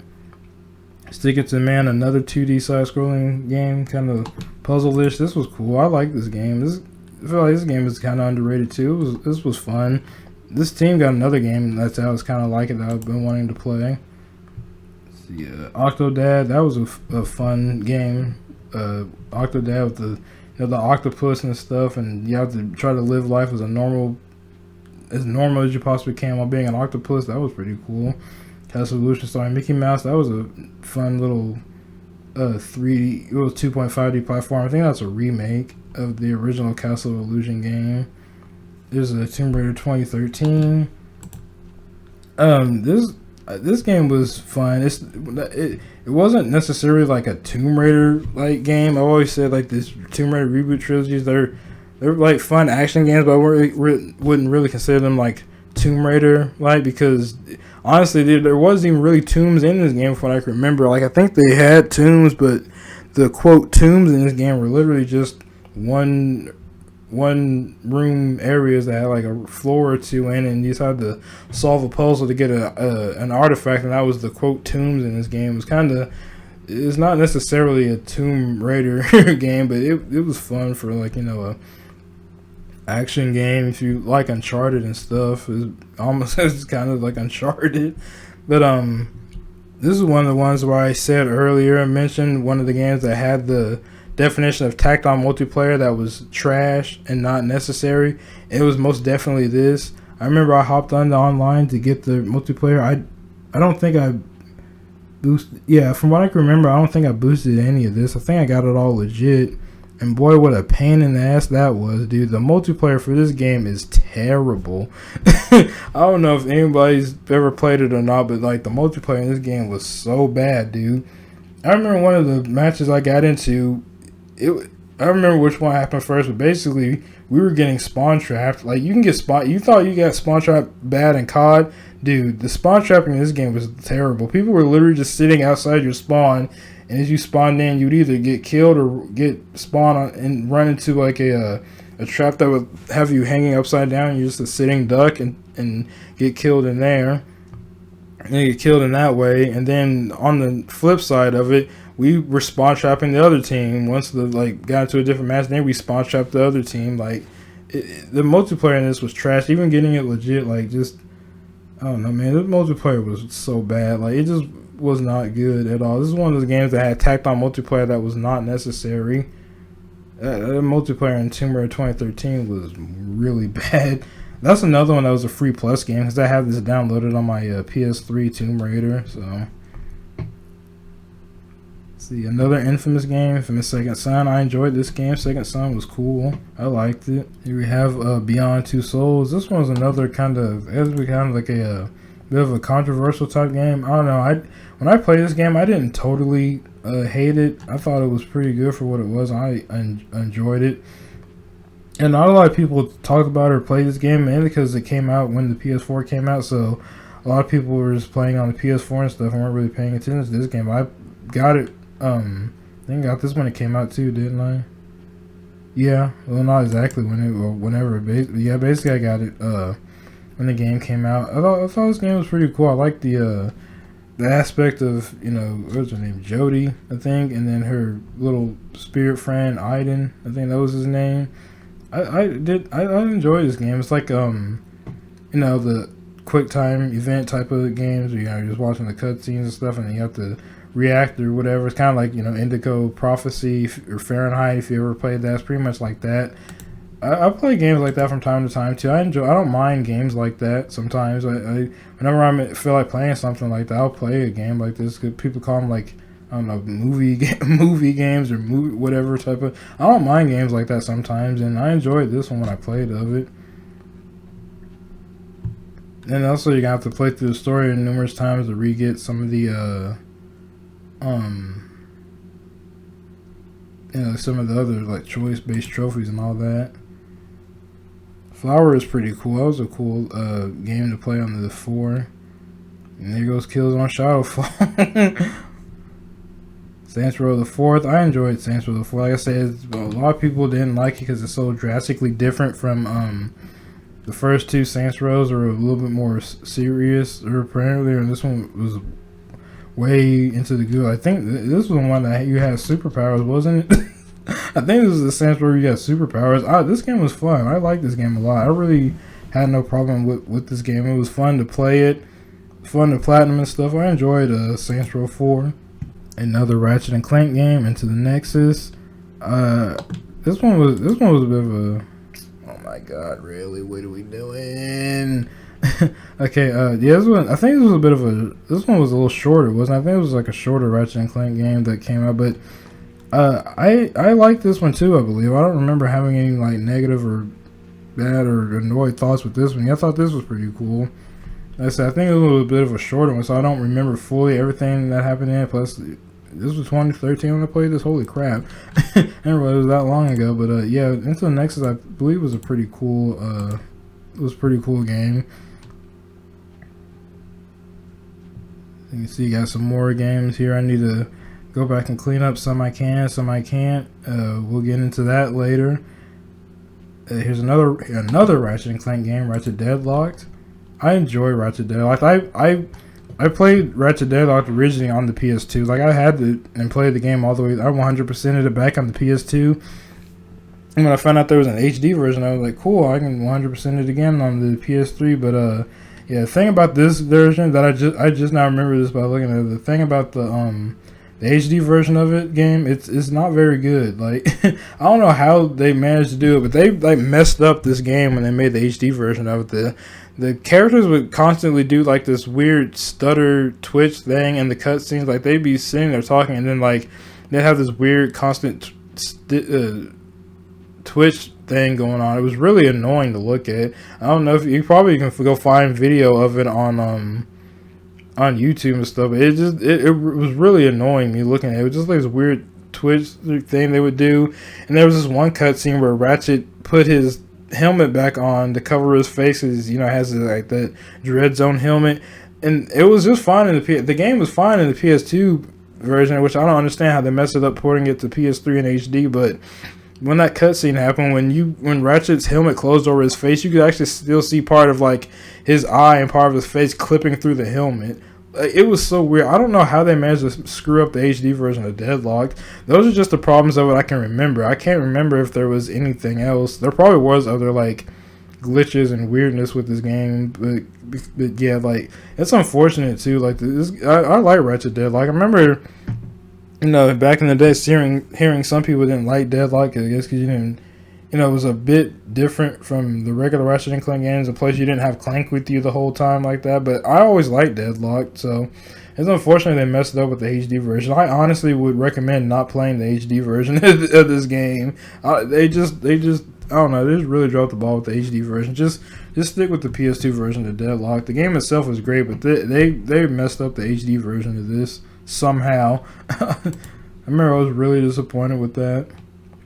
Far Cry Blood Dragon, that's a great little expansion thing. Blood Dragon is a great, like, on its own game. Here's another underrated game. I would say PlayStation All-Stars Battle Royale. This was another game I enjoyed playing when it came out. It was like a different take and stuff like that. It was fun for what it is. I enjoyed playing this game and stuff. You can't get the platinum in it anymore, I don't think. I think the servers are gone. And then one DLC trophy. But I like this game. It's like a, you know, fight against other PlayStation icons and stuff like that. It was a cool concept and stuff. Like, I remember when this game was originally called Title Fight. Like, before they showed the game off and stuff, the game was codenamed Title Fight. I remember all that that way back. But yeah, I say this game was underrated. It was, you know, it wasn't perfect. It has its own like little flaws, like every game does. But it was cool. I really enjoyed PlayStation All Stars. Far Cry 3 is the best Far Cry. I love Far Cry 3. This game is great. If you somehow have not played Far Cry 3 by now, definitely give Far Cry 3 a shot. I really enjoyed this game. Uncharted 3, Drake's Deception. This is one where I got the platinum and things like that, but I just wasn't able to get the 100% for it. Unfortunately, when they were announcing the server closures for this, I still had just so much to do.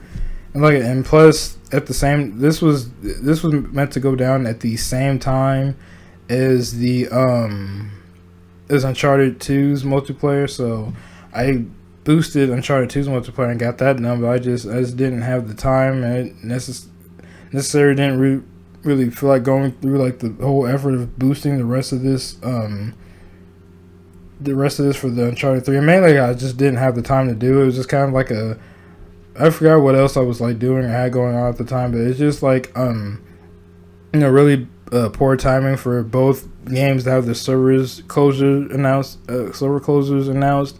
So I had to you know, I just kind of pick and just did Uncharted 1, and I would have liked to have gotten Uncharted 2, you know, 100% it, but you know, it is what it is. These things happen. And Ratchet and Clank 3 Up Your Arsenal. I played this back on the PS2, loved it. Played that, got this from the Ratchet and Clank trilogy on the PS3. Same thing with Going Commando. I loved and played both of these a lot on the PS3. I loved and played both of these back in the day on the PS2. I believe Going Commando is usually my favorite one. Sometimes I'll go back and forth between 3 and 2 being my favorite Ratchet and Clank games, but I'm thinking Going Commando is my most favorite one. And you got the Ratchet and Clank, the first Ratchet and Clank, Like I said, played it to death on the PS2, got it on the PS3 collection, and 100% of platinum. All the Ratchet and Clank games on the collection were a lot of fun to play. So if you love Ratchet and Clank 3 platformer stuff like that, easy pick. Ratchet and Clank games are easy pick. And here's BioShock. I freaking love BioShock. This is one of my favorite games of all time. I love this game. Got the platinum for this all the way back in freaking '09. Holy crap, it's freaking, wow. It's really about to be, how long has it been since I got this? As I'm recording this video, it's actually, no way, it's April 9th right now. Yeah, like, I don't know if you can see the clock I had down there on the screen, but it's actually April 9th right now.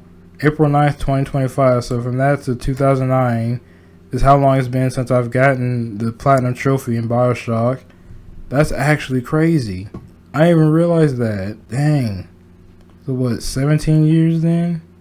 No, that's when I got the, this is when I got the platinum, dude. That's crazy. It's April 9th right now as I'm recording this. Holy, I even planned that. I didn't even mean to set that up. That's crazy. It's really been that long since I got the plat for BioShock Infinite, or not Infinite, since they got the plat for the original BioShock. Holy freak. The only one trophy I still never managed to get was this one right here, was Rescue the Little Sister in Worlds of Hurt in under 15 minutes on medium or high difficulty. This trophy is really hard to get. I remember I kept trying for this, but this trophy is actually really hard to get. Sometimes I think about going back and trying it, again, but yeah, I got every other trophy in the DLC and stuff. Just that one was really hard. And here you got Counter-Strike Global Offensive.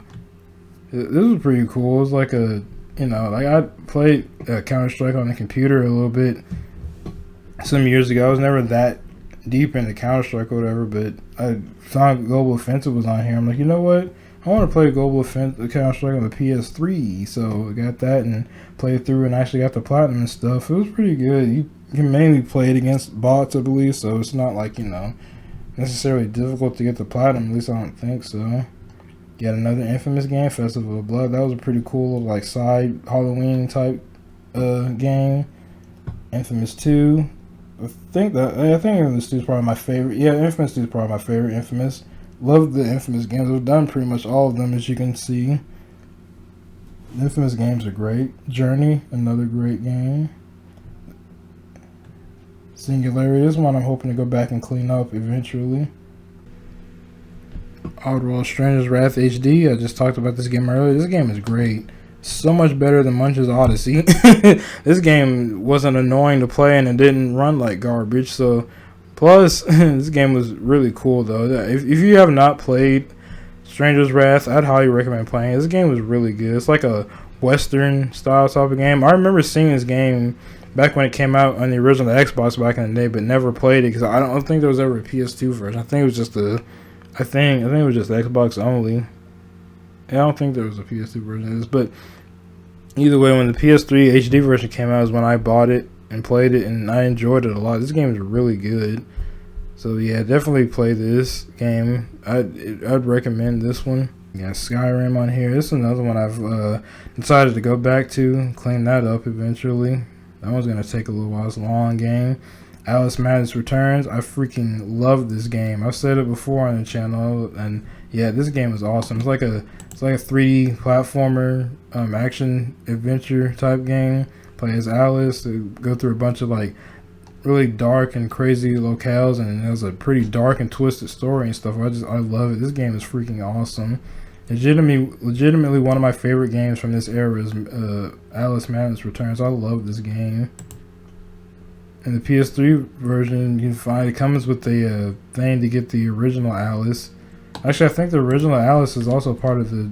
Well, I think it's the DLC. Yeah, you can get the original Alice game that comes with its own little like DLC, which I enjoyed that too. That one's hard though. It's fun, but man, the original Alice is pretty hard. I remember that some of the later levels in that were pretty difficult, but it's fun. I like the Alice games a lot. Resistance 3. I didn't like that one as much as the first two Resistance games, but it was pretty good though still. Resistance 3 was a good game.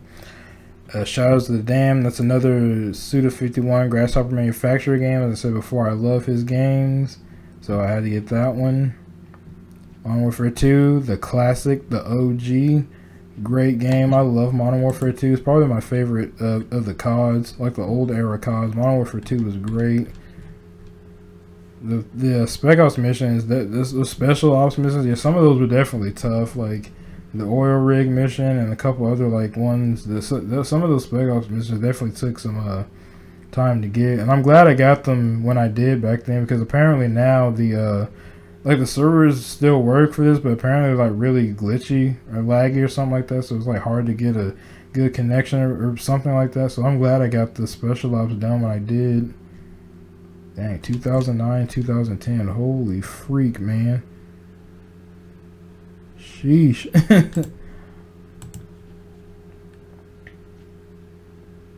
Assassin's Creed 2, probably my favorite of the Assassin's Creeds. I really love and miss the old AC game, like play style of the old AC games. I definitely prefer them over the new ones. Yet another Ratchet and Clank game, Cracking Time. I like this game too. This was pretty fun to play from what I can remember of it. That was a long time ago though, so I have to like refresh my memory on it one of these days and just play it again, just to play, because it's been that long since I played it, I'm sure. The OG Dead Space.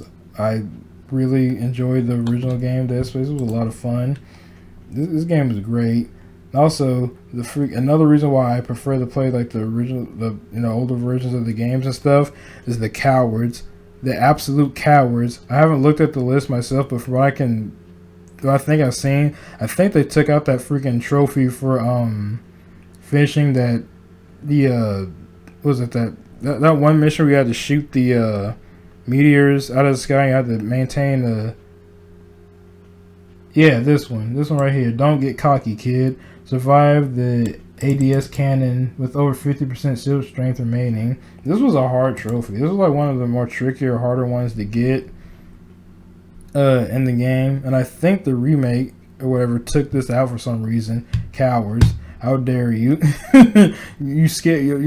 People scared to struggle or something? Come on, man. Getting these trophies is all about the struggle. Yeah, that took me a number. I don't remember how many tries it took me, but yeah, that took me a number of tries to do. It wasn't easy. It was hard and kind of annoying, but you know what? I'm glad they did it. I'm glad I got it and stuff.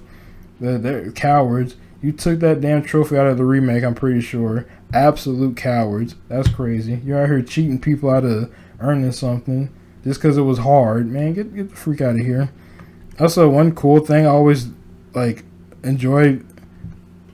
Also, one little tidbit, I'm always honestly proud that I was able to do it, or proud that I did it and accomplished it. Let's see, where's the two? I actually got the when I think is when I did the platinum 2. I have to check the timestamps and stuff here in a second, but I actually got the trophies for beating the game on the hardest difficulty and beating the game with only using the plasma cutter at the same time. So I beat the game on the hardest difficulty using only the plasma cutter at the same time and got both of those trophies knocked out at the same time. I know the using the plasma cutter one is just called one gun. Yeah, okay, so beat the game with only the plasma cutter, and then where's the hard mode trophy? Okay, yeah, here it is. So see, I find it. So see, I got one gun, beat the game using only the plasma cutter on September 29th, 104:31 a.m. That's the one gun trophy. And then also the Epic Tier 3 Engineer, where you complete the game on the hardest difficulty setting on September 29th, 2009, 104:26 a.m. And then the Platinum Trophy on September 29th, 104. So, yeah, I remember that. I actually, saved. That was the last 2 trophies I saved for the end of the game. I did everything else and just saved and knocked out one gun and whatever the hardest difficulty. Was it called Impossible? I can't remember what the hardest difficulty was called, but whatever. I saved both of those for, the very end of the game and got the platinum by getting both of those knocked out, which was not easy, honestly. Like, that was definitely a challenge. Namely, from what I remember, is namely the very beginning of the game and the very ending. That was I was hard with it. Beating the game with the plasma cutter on the hardest difficulty, it wasn't. I don't remember it being too bad in the middle, save for maybe a couple spots in here. But I definitely remember struggling with it during the beginning of the game because you don't really have too many, health and all that stuff. And then at the very end of the game, because of the sheer number of enemies they throw at you. Like, they throw a lot of enemies and stuff at you towards the end of the game, but I wanted to save those last two for the platinum to see if I, to try to just knock them out once, and just wanted to see, make it more interesting, because why not? But yeah, I remember that. I did manage to do that. I got both of those, the one gun and the hardest difficulty, on the same playthrough, so that was a pretty cool thing to do. The original Dead Space is great. Love that game.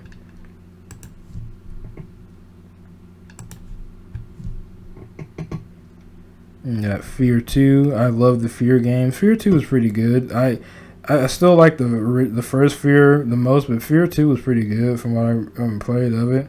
Little Big Planet, the PS3 classic. Love me some Little Big Planet. Favorite Resistance of all is Resistance 2. I freaking love this game. The first Infamous, great game. Killzone 2 is my favorite Killzone. I love that game. Uncharted Drake's Fortune. I really enjoyed the first Uncharted. I was there with Uncharted from day one. Like, I was Uncharted. Look at this. I was an Uncharted fan day one. And look at that. July 19th, 2009. Ooh wee! I actually have this is another game I have a funny little story about. Okay, so like when the PS3 first came out, they didn't have trophy support, right? The PS3 didn't have any type of trophies or anything. So I got Uncharted Drake's Fortune like the day it came out because I was really excited for it. It looked very cool and all that stuff. So I played through the game, and essentially the game had kind of in-game trophies. Basically, the trophies you see here on this were the in-game trophies. So you ever played any Uncharted? They had like the medals and stuff, so you could like play through the game and essentially get like in-game trophies, just not actual trophies, through the little medals thing. So I actually played through and 100% of Uncharted Drake's Fortune before the trophy patch ever came out. So I did pretty much everything in the game, 100% of the game, and then when it first came out, and then I forgot how long it was after that. That means even doing this one, this bad boy right here, finished Uncharted Crushing, finished the game on Crushing mode. I did that before the trophy patch came out. And then sometime after the fact, I forgot when exactly, but then it announced like some PS3 games would get trophy patches, and Uncharted Drake's Fortune was one of the games to get trophy patches. And when I saw that, I was excited, but then at the same time I was like, please, for the love of God. I was begging. I was on my knees. I was begging. I'm like, please, if you do nothing else, can you at the least retroactively let us pop the freaking Uncharted Crushing trophy?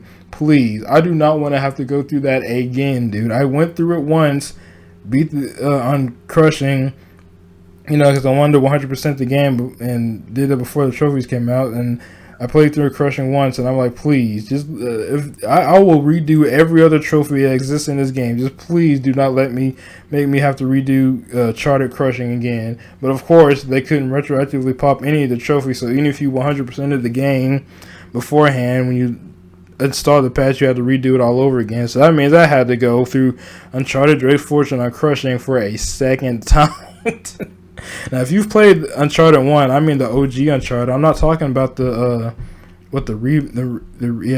remaster.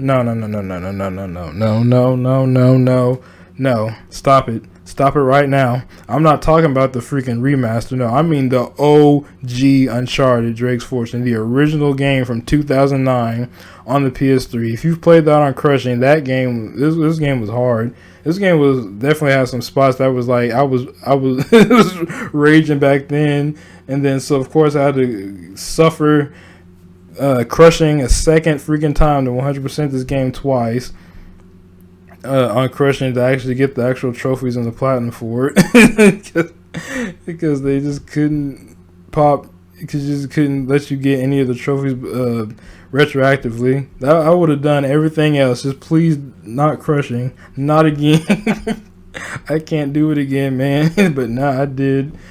Was not easy, but it was cool, you know. But yeah, I've been an Uncharted fan since the first game. I love Uncharted 1. Even to this day, I still think Uncharted 1's a great game. 2, like I said, is still my favorite, but yeah. And last on this list in this order I have here is Resident Evil 5. This was when I played this game, I was coming off of RE4, and I love RE4. It's like my favorite game. One of my favorite games of all time. Also is Resident Evil 4, and so after I played that one back then, I wanted to play this one also. And I actually I like this game. And some people back in the day didn't really, you know, well, some people they like this game, some people don't. I like this game. It's a lot of fun. I still think 4 is better, and then this one, people say 4 was more action oriented, and it was, but it still had some kind of, you know, suspenseful and moments in 4. But this one was leaned more towards action. It wasn't full blown action like RE6 wound up being, in my opinion. I still think this one was still, you know, it had action, and it just wasn't like dialed up to 11 action like 6 was. But yeah, I remember playing this game back in the day. Also, look at this, March 2009 for these dates is crazy. Yeah, this is a cool game. I remember when I got it, I played it. I was just playing it solo for a while, and then later on, me and my friend would come over, and we would just chill and play the co-op on this. We even beat the the professional mode on this game. I can't remember what the trophy was called for, but the beating this game on professional mode and co-op was not easy. Like, this game was really hard in co-op. You had to like be on it to do this, because if you I think you pretty much went to the dying state in one hit if you got hit on this on a professional. So it's like you know, your co-op partner had to be like right next to you, because if you got hit, you bled out really fast. So yeah, you had to be on top of it. And also, I remember one part we were fighting. You know the El Gigante that you fight somewhere. I can't remember exactly where it's at, but the El Gigante fight where you or Chris and Chevron on the back of that Jeep with the Gatling guns. That took us so many tries to beat on a professional. That El Gigante fight on the back of that Jeep was insane, dude. But I got pretty much I got the platinum for the base game and stuff like that. I still need to get the rest of the DLC. It's mainly just the Versus pack, and then the Lost of Nightmares. So that was a separate, you know, single player thing. I think the rest, okay, I guess Desperate Escape is also a single player. They've got 2 single player packs and a multiplayer pack. I think about going back and getting these one of these days. You know, if I at least get the you know, the multiplayer done, because like I said, I got this a long time ago, as you can see. But I think about getting the multiplayer. Now, I still want to do that. I can just, you know, get the other edition of it and get the multiplayer. But it's kind of crazy though when I get the multiplayer again. It's gonna kind of like mess up the oh dear, it's gonna kind of mess up the thing that I update that. I don't know, it's just crazy to see that, you know, just be looking through my list and I reach the very end of it and I see that timestamp for it, May 2nd, 2009. But I got the platinum in a month and a week. Like, that's just kind of crazy to look at. So, you know, it is nice to like see that just as like kind of like a time capsule type thing for RE5. But yeah, man, I'm thinking about it. I really want to get these multiplayers and the rest of this other DLC and like actually 100% the game. But yeah, it is kind of cool to just like see that down there. So that's like, you know, in terms of orders I game and the order of games I played and stuff, that was like the earliest kind of last one I played that had like trophies in it when I was trying to, you know, trophy hunt back then. Okay, so now the next thing I'm going to go over really quick is I wanted to go over some of the unobtainables I have on my list. So yes, I do not have a 100% account, and I can't achieve 100% account because I have unobtainables on my list. So I was going to go through, you know, just brief little bit, talk about some of the unobtainables on my list and how and why they became unobtainables on me list.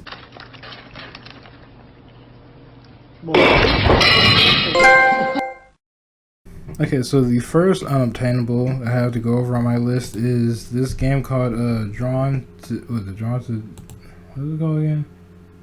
Yeah, Drawn to Death, Limited Access. I believe this game was made by David Jaffe back in the day, and you can see I started out playing this game, but I can't remember why. I know it was a multiplayer only game. It had like a cool style and stuff, and I started playing this game, when it came out.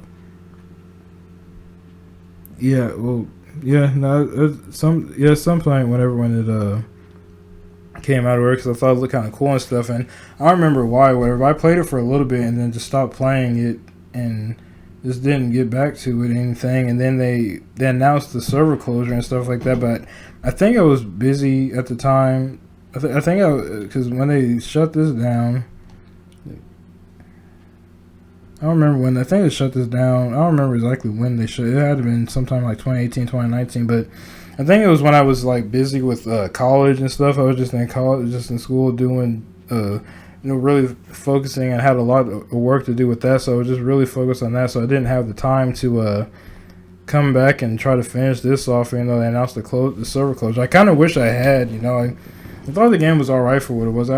It's been a long time. I didn't play too much of it, so I didn't remember all of how much I liked it or whatever. The trophy names are like definitely interesting. It's like some of the longest trophy names I think I've seen on the game that I'm aware of. But yeah, that's one unobtainable I had on my list. I wish I could have had the time to come back and finish this one. All right, the next unobtainable on my list is Loadout. This is another multiplayer game. I used to kind of be into multiplayer games back in the day, but I really don't care for or play multiplayer much anymore. But this is another multiplayer game that I thought was pretty cool when it first came out and stuff, and I was having fun playing it. But after a while, the game just started to get I just started to get annoyed with the game. It just felt like the game was kind of annoying and kind of unbalanced and stuff. And I was trying to actually play through and get the rest of it, but I don't remember exactly to the degree of what, but yeah, I just remember this game just being annoying, and I was getting annoyed playing it, so I just stopped playing it. I just quit playing it, and then I don't know if I knew about the server closure beforehand. I don't remember hearing or looking into about the server closure, and then just one day all of a sudden the servers for this game got shut down before I could finish it. Because like I said, I got annoyed with the game and quit playing it, and then the next thing I know, the servers apparently were shut down, or we're shutting down. I didn't have the time to come back and finish it. This is another one where I kind of wish I had come back to finish it. I didn't have much left. You can see I had let's see, I had all the trophies. I only had 4 left, but they were that doesn't sound like a lot, but the way I can't remember how the game, but the picking up 20 crates, it doesn't sound like a lot, but the way the game was just that really wasn't that easy to get from what I can remember. And then the campaign missions, those got really, really difficult as it went on. And then playing matches for 100 hours, I got annoyed with the game. It's just a really grindy game. And, like I said, I just got annoyed with it and quit playing it. And then the servers were just gone, so I can't finish it now. I kind of wish I could, though, because I didn't have much left. It's just very time consuming. If you don't know what Loadout is, you can go look it up. It's like a third-person multiplayer shooter. It was fun at first. It just... weapons and stuff were kind of interesting, but yeah. The next unobtainable on my list is Killzone Shadowfall. As I said earlier, this was the game I got alongside NAC before the PS4 even came out. I had both of these, and honestly, I was looking for I wanted to play NAC, and I was excited to play that. But this was one of the one. But I was really looking forward to playing Killzone Shadowfall because I loved Killzone 2, and 3 was fun too. I enjoyed both of those. Killzone 2 is my favorite one, but honestly, by the time I got to play Shadowfall, I don't know, I just didn't like this one as much. It's just something about this game. It just wasn't as good or as fun as as Killzone 2 or even 3. I just did not like this one much. I remember joking, calling this game Sleep Zone Shadowfall, Sleep Zone Struggle Fall. I don't know, man. Killzone Shadowfall just didn't hit with me, so it's there's another one. I don't know when they shut the servers down.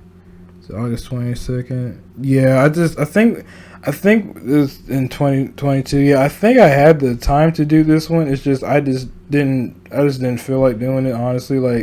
Plus, with the way some of these you would have to grind it, especially the is either the Insurgent or the Intercept. One of these is kind of like a co-op thing or something like that, I think. And you just had to like get other people together and stuff and do that. And some of them were kind of annoying or challenge or time consuming or whatever. And I just, yeah, like I said, I didn't enjoy Shadowfall as much as I did the previous Killzone. So I just, even with the server closure, I was just like, I don't know, man. I just don't feel like going back to this one. So this one wound up being unobtainable on my list. I just never got back. I just never went back to it. All right, so this next unobtainable is probably going to be quite shocking to a lot of people, but it's GTA 5, or specifically the PS3 version of GTA 5. Like, I'm not gonna lie, I don't know, GTA 5 wasn't not a bad game, but it's like it just didn't hit with me. These recent players can be for the PS3 version, right? It's gotta be like in part with the with like the other versions, right? There's no way these are recent players for the PS3 version. I don't think you literally can't do this anymore because it got shut down. But yeah, like I said, when I played, I actually bought GTA 5 the day it came out. Yes. Yeah, September 2013. Yeah, see, I got the game like I got it around the time it came out, and I played it and stuff. But I don't know, I don't know why I dropped it. I just was playing it, and for some reason I just wasn't really feeling it or something like that. I don't remember what the heck, how far I got into the story I was playing. I just didn't, I just was not feeling it. Just wasn't vibing with the game or whatever. And then just put it down, and time has passed and stuff like that. And then by the time the server closure thing was being talked about, it's just I had dabbled in some of the GTA Online and stuff.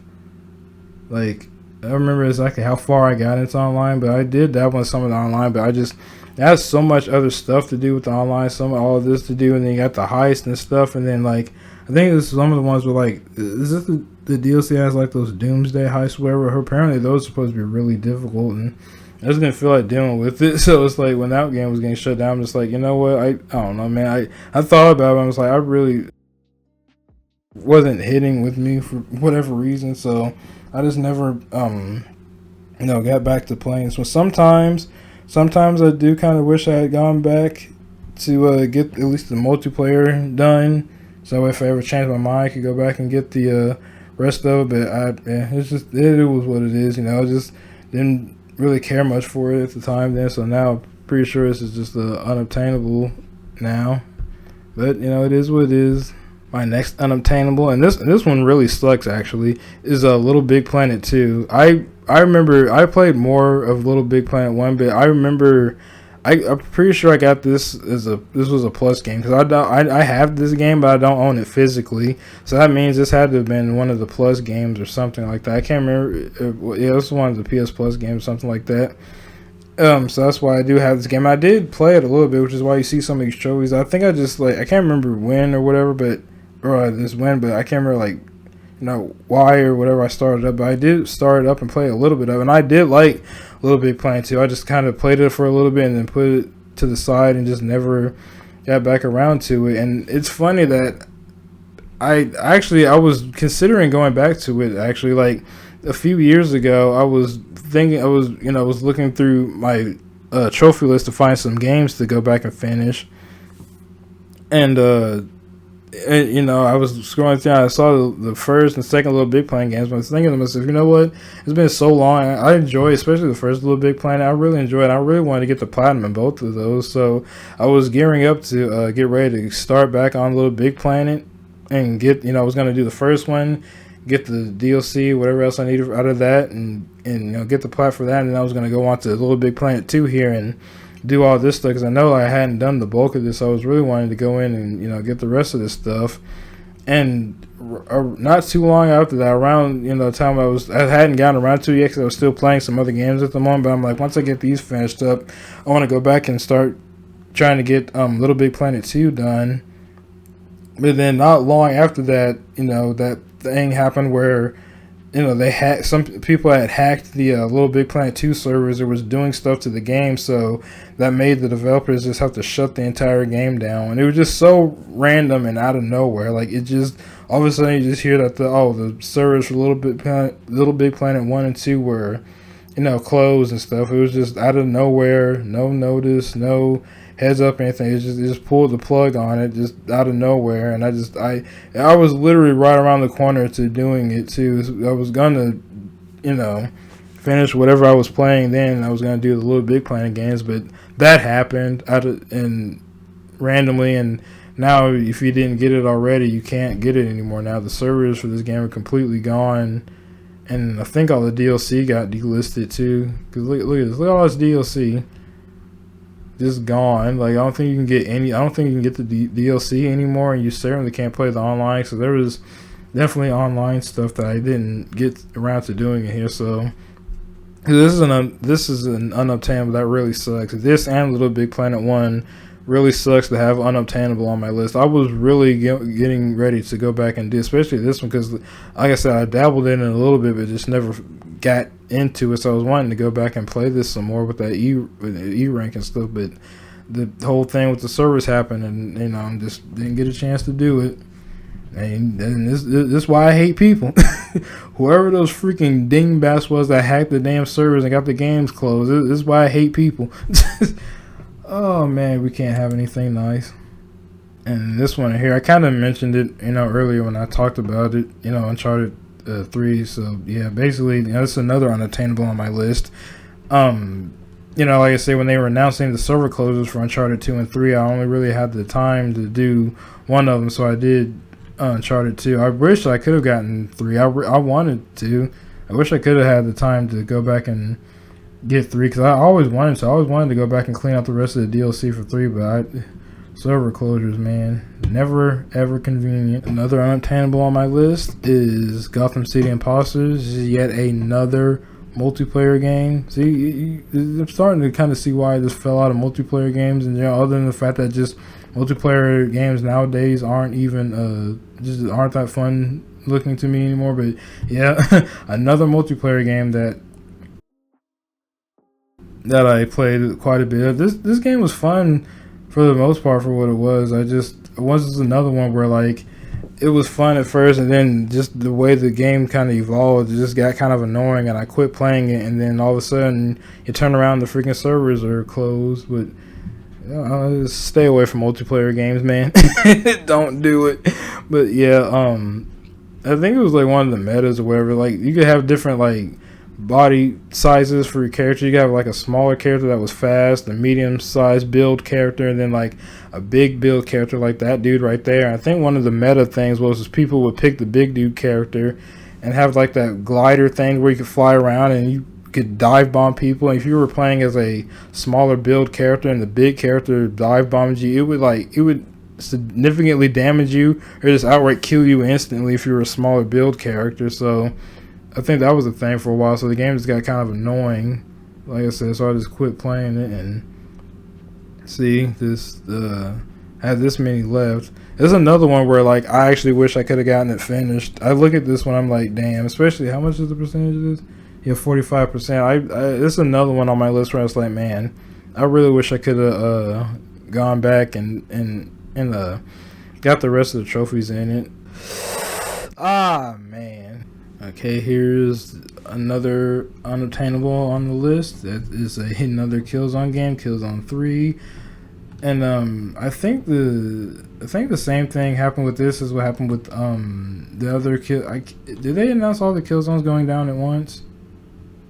I can't remember if like they took the Killzone 2 and 3 went down. I think Killzone 2 and 3 went down at the same time. I know Shadowfall was after that. Let's see. Trying to see when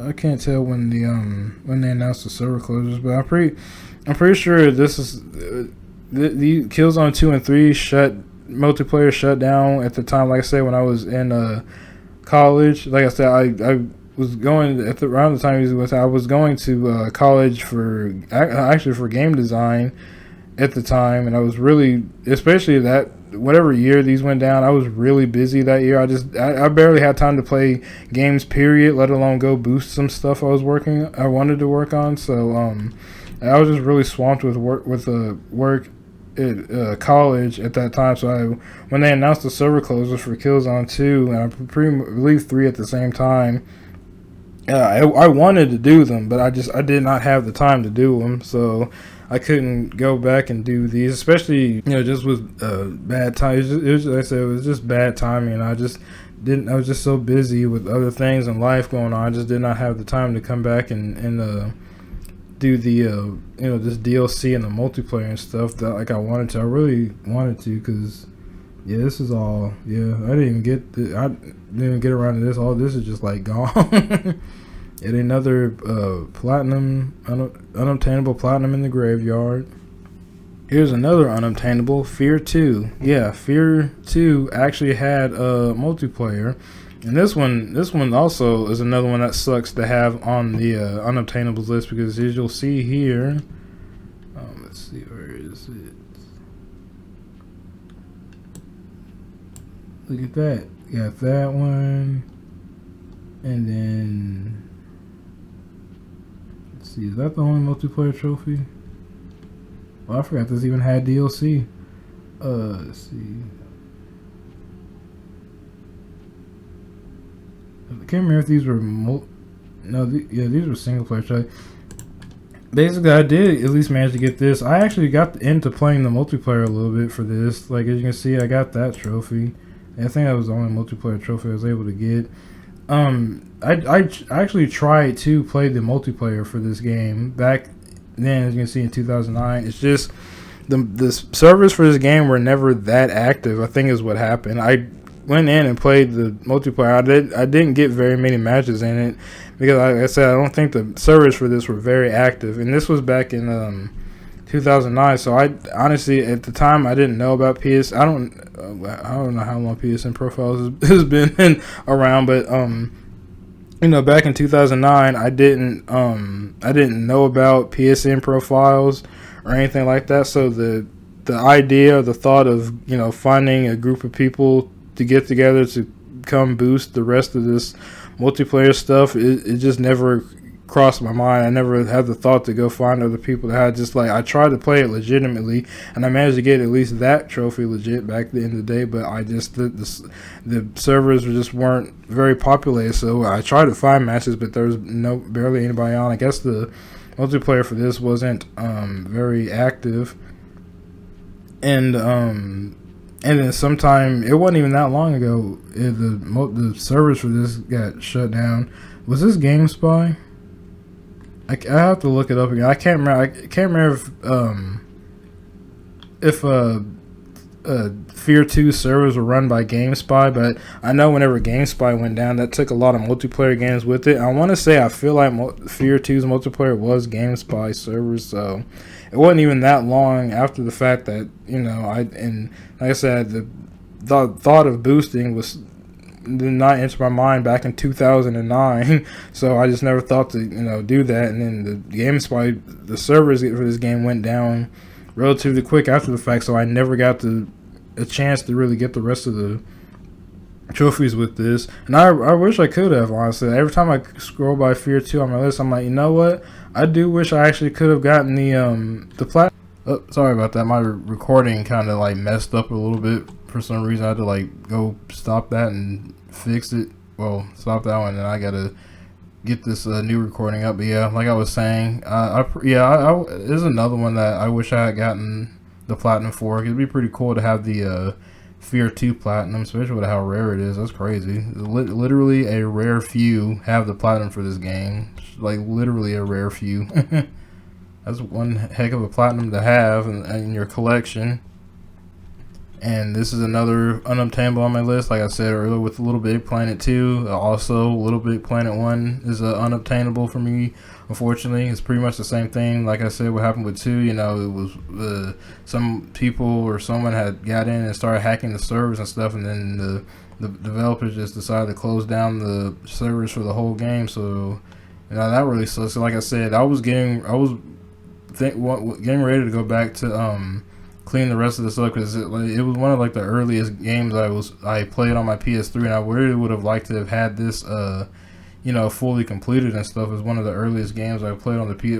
Well, in terms of trophies, was playing games on the PS3 before this, but in terms of like getting trophies and trophy collecting, this was like one of the earliest games I started getting trophies in on the PS3 was Little Big Planet 1. So I really wished I would have gotten this one. All I have left. I mean, I got mainly what I had left was some single player stuff like acing all of the levels. I forgot what that one was called, but that was really hard. I remember I tried to do that. The acing all the levels was really hard. Those later levels were crazy. I got most of the levels ace, but those later levels like the bunker and stuff, man, that was crazy. And then I had some of the multiplayer here. Yeah, I didn't get to do any of that. So yeah, Platinum's unobtainable, and then the rest of this DLC, you see, I got some of it, but not all of it. Like I said, I was really wanting to go back and get this. Yeah, it was real unfortunate, man, what happened to Little Big Planet 1, man. Now, this next unobtainable right here. This one? Yeah, this one hurts. Oh, man, this one hurts. This one, every time I scroll past it on my list, I feel pain, man. This one right here. So let me tell you about old Resistance 2. First, I love this game, dude. Like, Resistance 2 was a freaking awesome game. I love playing. The campaign was great, and the multiplayer was awesome. Like, the game had, like, I forgot how many maximum players or whatever it was online, but it was quite a bit, especially back at that time, for, like, the versus modes and stuff. And then you had, like, this really cool 8-player co-op thing that I played a whole lot, too. Like, man, the multiplayer for this game was just incredible. And yeah, it's like one of my favorite multiplayer games on the PS3 was Resistance 2. And as you can see, I got like a good chunk of the trophies. Like, I got just about everything except for one trophy. Just one trophy. Killing Machine. Scored 10,000 kills in ranked matches and online competitive mode.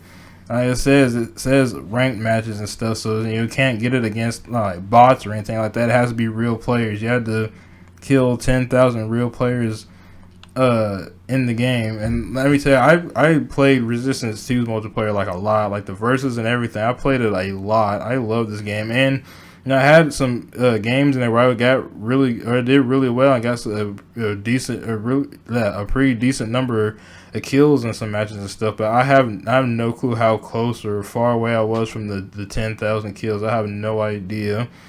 I kind of don't want to know just in case. I don't want to know how close or whatever or far away or whatever I was. I kind of don't want to know. But man, because even despite despite the fact that I played the game a lot and I had matches where I did really well, 10,000 kills is a lot. Like, that's a lot of kills to get. Like, this trophy is pretty much the equivalent of Gears of War's Seriously achievement on the 360.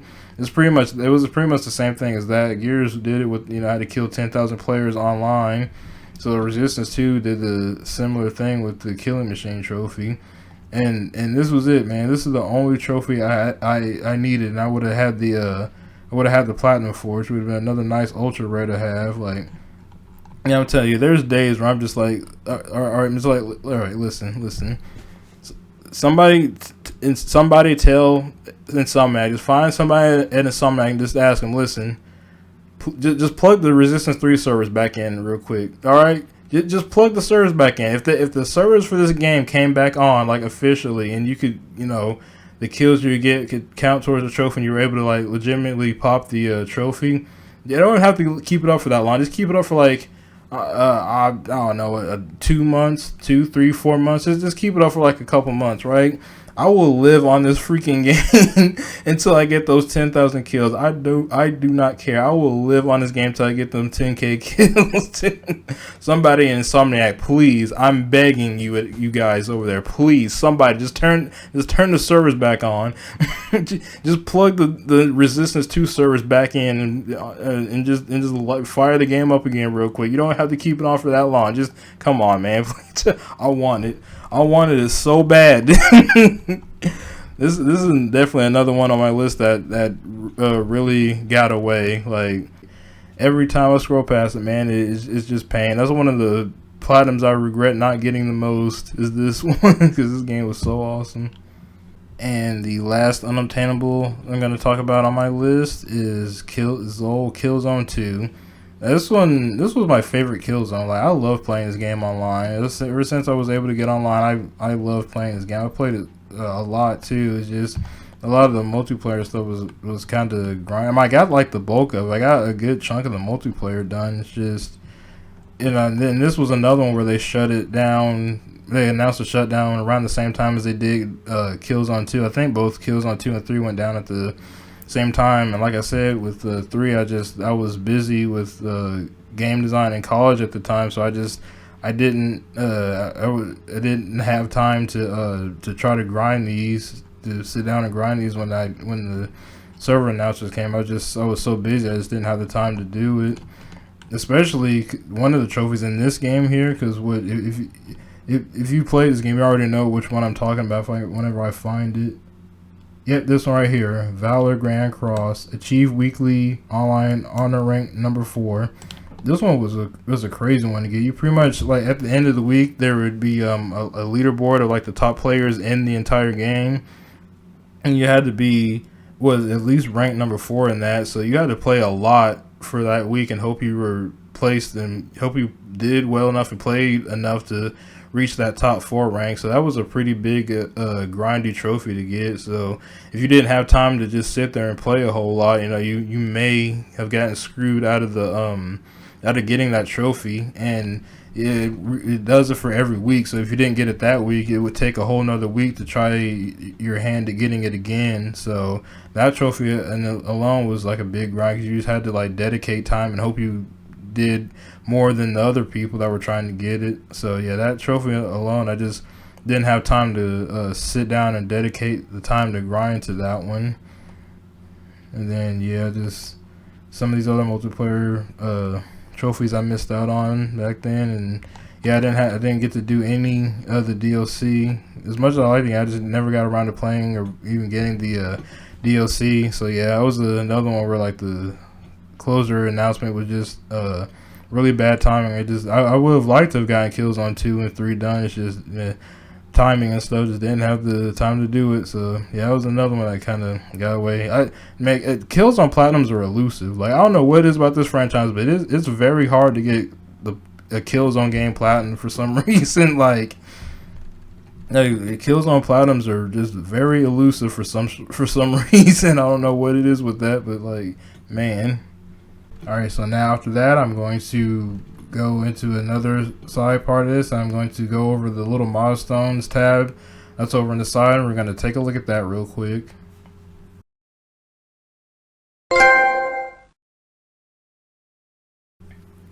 So you see I have my little trophy cabinet here. I only have just a regular standard trophy cabinet, and I wanted to put the Tomb Raider games in here because, like I said, I like the Tomb Raider games. If I had a bigger trophy cabinet, I would probably just put all the Tomb Raider Platinums I got into it. But yeah, I enjoyed the Tomb Raider games, so I just wanted to show off the just put the Platinums for that in it. I thought that was pretty cool.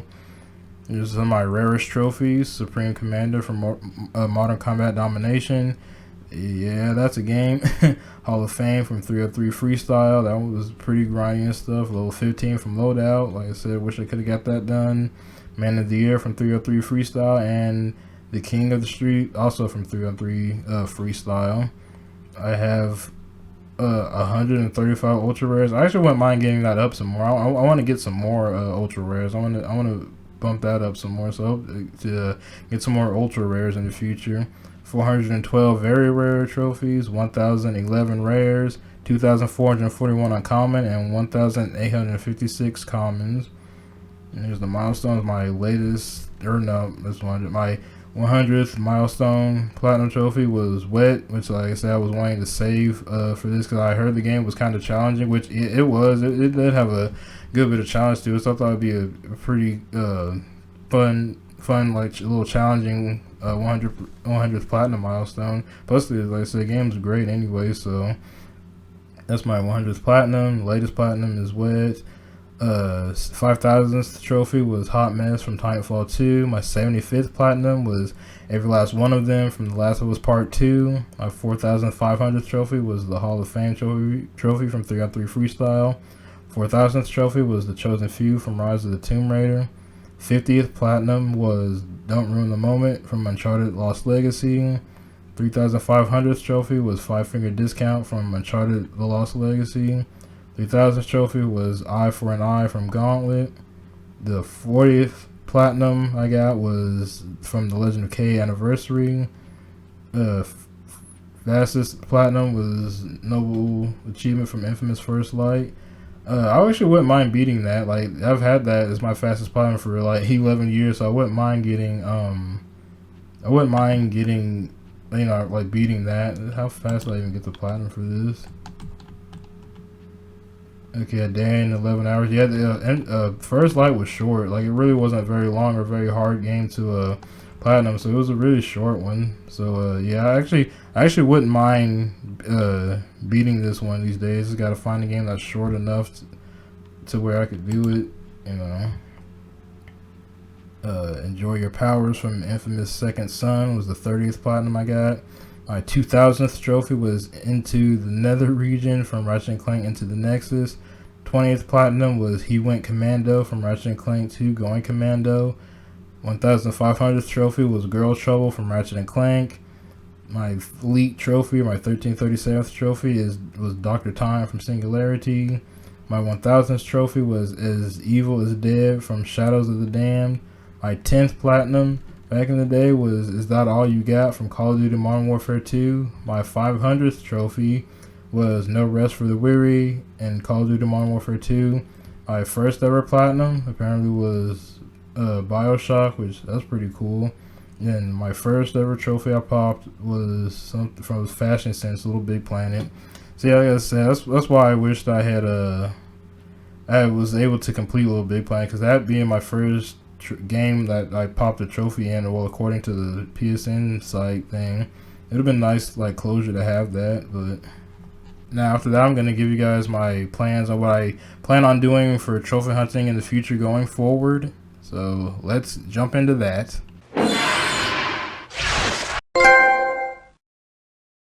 So pretty much, I still plan on trophy hunting in the future. I love trophy hunting. I enjoy doing it, even though sometimes you run into the occasional annoying or troublesome game or something like that. But I love trophy hunting. I love the aspect of 100% in games. It's something I've been doing long before trophies even existed. I enjoy 100%ing as many games as I can, as you can probably tell.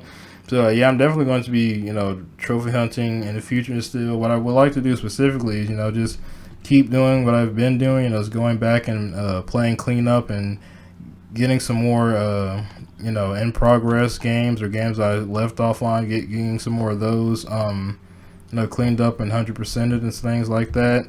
And also what I would like to do, and this is what I'm going to do more in the immediate future. I'm hoping to do it as soon as I can, but I want to focus on the PS3 some more. There's still some more PS3 multiplayers. Luckily, it's not a lot. There's just like a handful of PS3 games that have multiplayer that I still would like to do. So, I really plan on just focusing on the PS3 and getting the multiplayers done. I've already made like a list, like a little list of the PS3 games that I want to do that has style multiplayer. So I'm just gonna wanted to start getting those and going through them and getting at least getting the multiplayer done, because as a wise man once said, if you get the multiplayer done, you got the platinum, pretty much.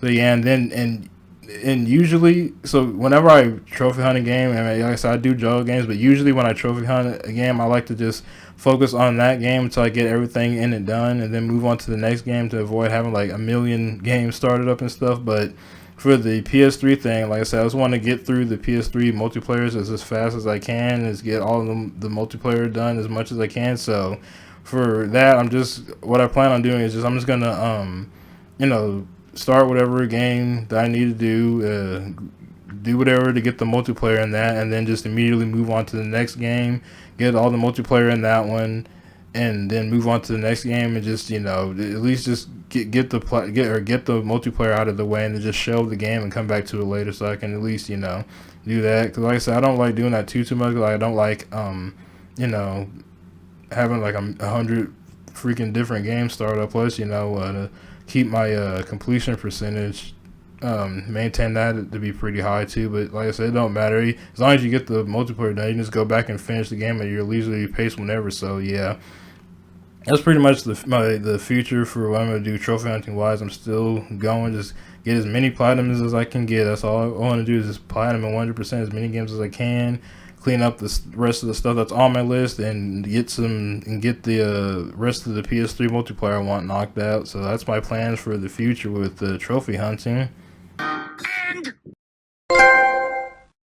And with that, we've made it to the end of this, I'm sure, very long video. If you guys have made it this long into the video somehow, I thank you for listening to me sit here and yammer on about trophies for however long this video is going to be. I appreciate that. If you guys have somehow made it this far in the video, say the things we do for trophies in the comment section. Whenever, if you leave a comment, just say the things we do for trophies. But yeah, that's pretty much the end of this. I'm going to close out by going over my overall trophy stats here for the website. I have 159 total games played, 115 of those games completed, an 80.24% completion, 1,209 unearned trophies, 0.98 trophies earned per day. That used to be a little bit higher, but you know, I just got busy with life and other things, so that's kind of gone down just a little bit itself. I got 1,537 views on my profile, which that's pretty cool. I like that. 109,503 world rank. I really don't pay much attention to like these leaderboard ranking things or whatever. I don't really care much for that personally, but it's just there. And then 28,053 in the country rank. And my trophy level is 410, is level 410. I have 100 platinums, 380 gold, 1,252 silvers, and 4,123 bronze, and that adds up to 5,855 overall trophies. Yep, that so ends my reviewing of my trophy list on my milestone of getting 100 platinum trophies. If you guys have made it this far into the video, thank you. Thank you so much for sitting there and listening to me just ramble about trophies and whatnot. I hope you guys enjoyed the video. I hope you guys found some enjoyment of my you know, stories of some of the games that I platinumed and things like that. Hope you guys enjoyed the stories. You know, what do you guys think about my trophy list and tell me what you guys think about my trophy list in the comment section below. And do you like my trophy list? Is there some things you guys would do? You know, is there games on my list you guys wish you had did? Is your list better than mine? Or, you know, whatever. Just, you know, tell me what you guys think. Is my completion rate trash, or is it pretty alright, or anything? You know, about how I like, or what do you think about how I like to play? How I like to play and trophy hunt and things like that.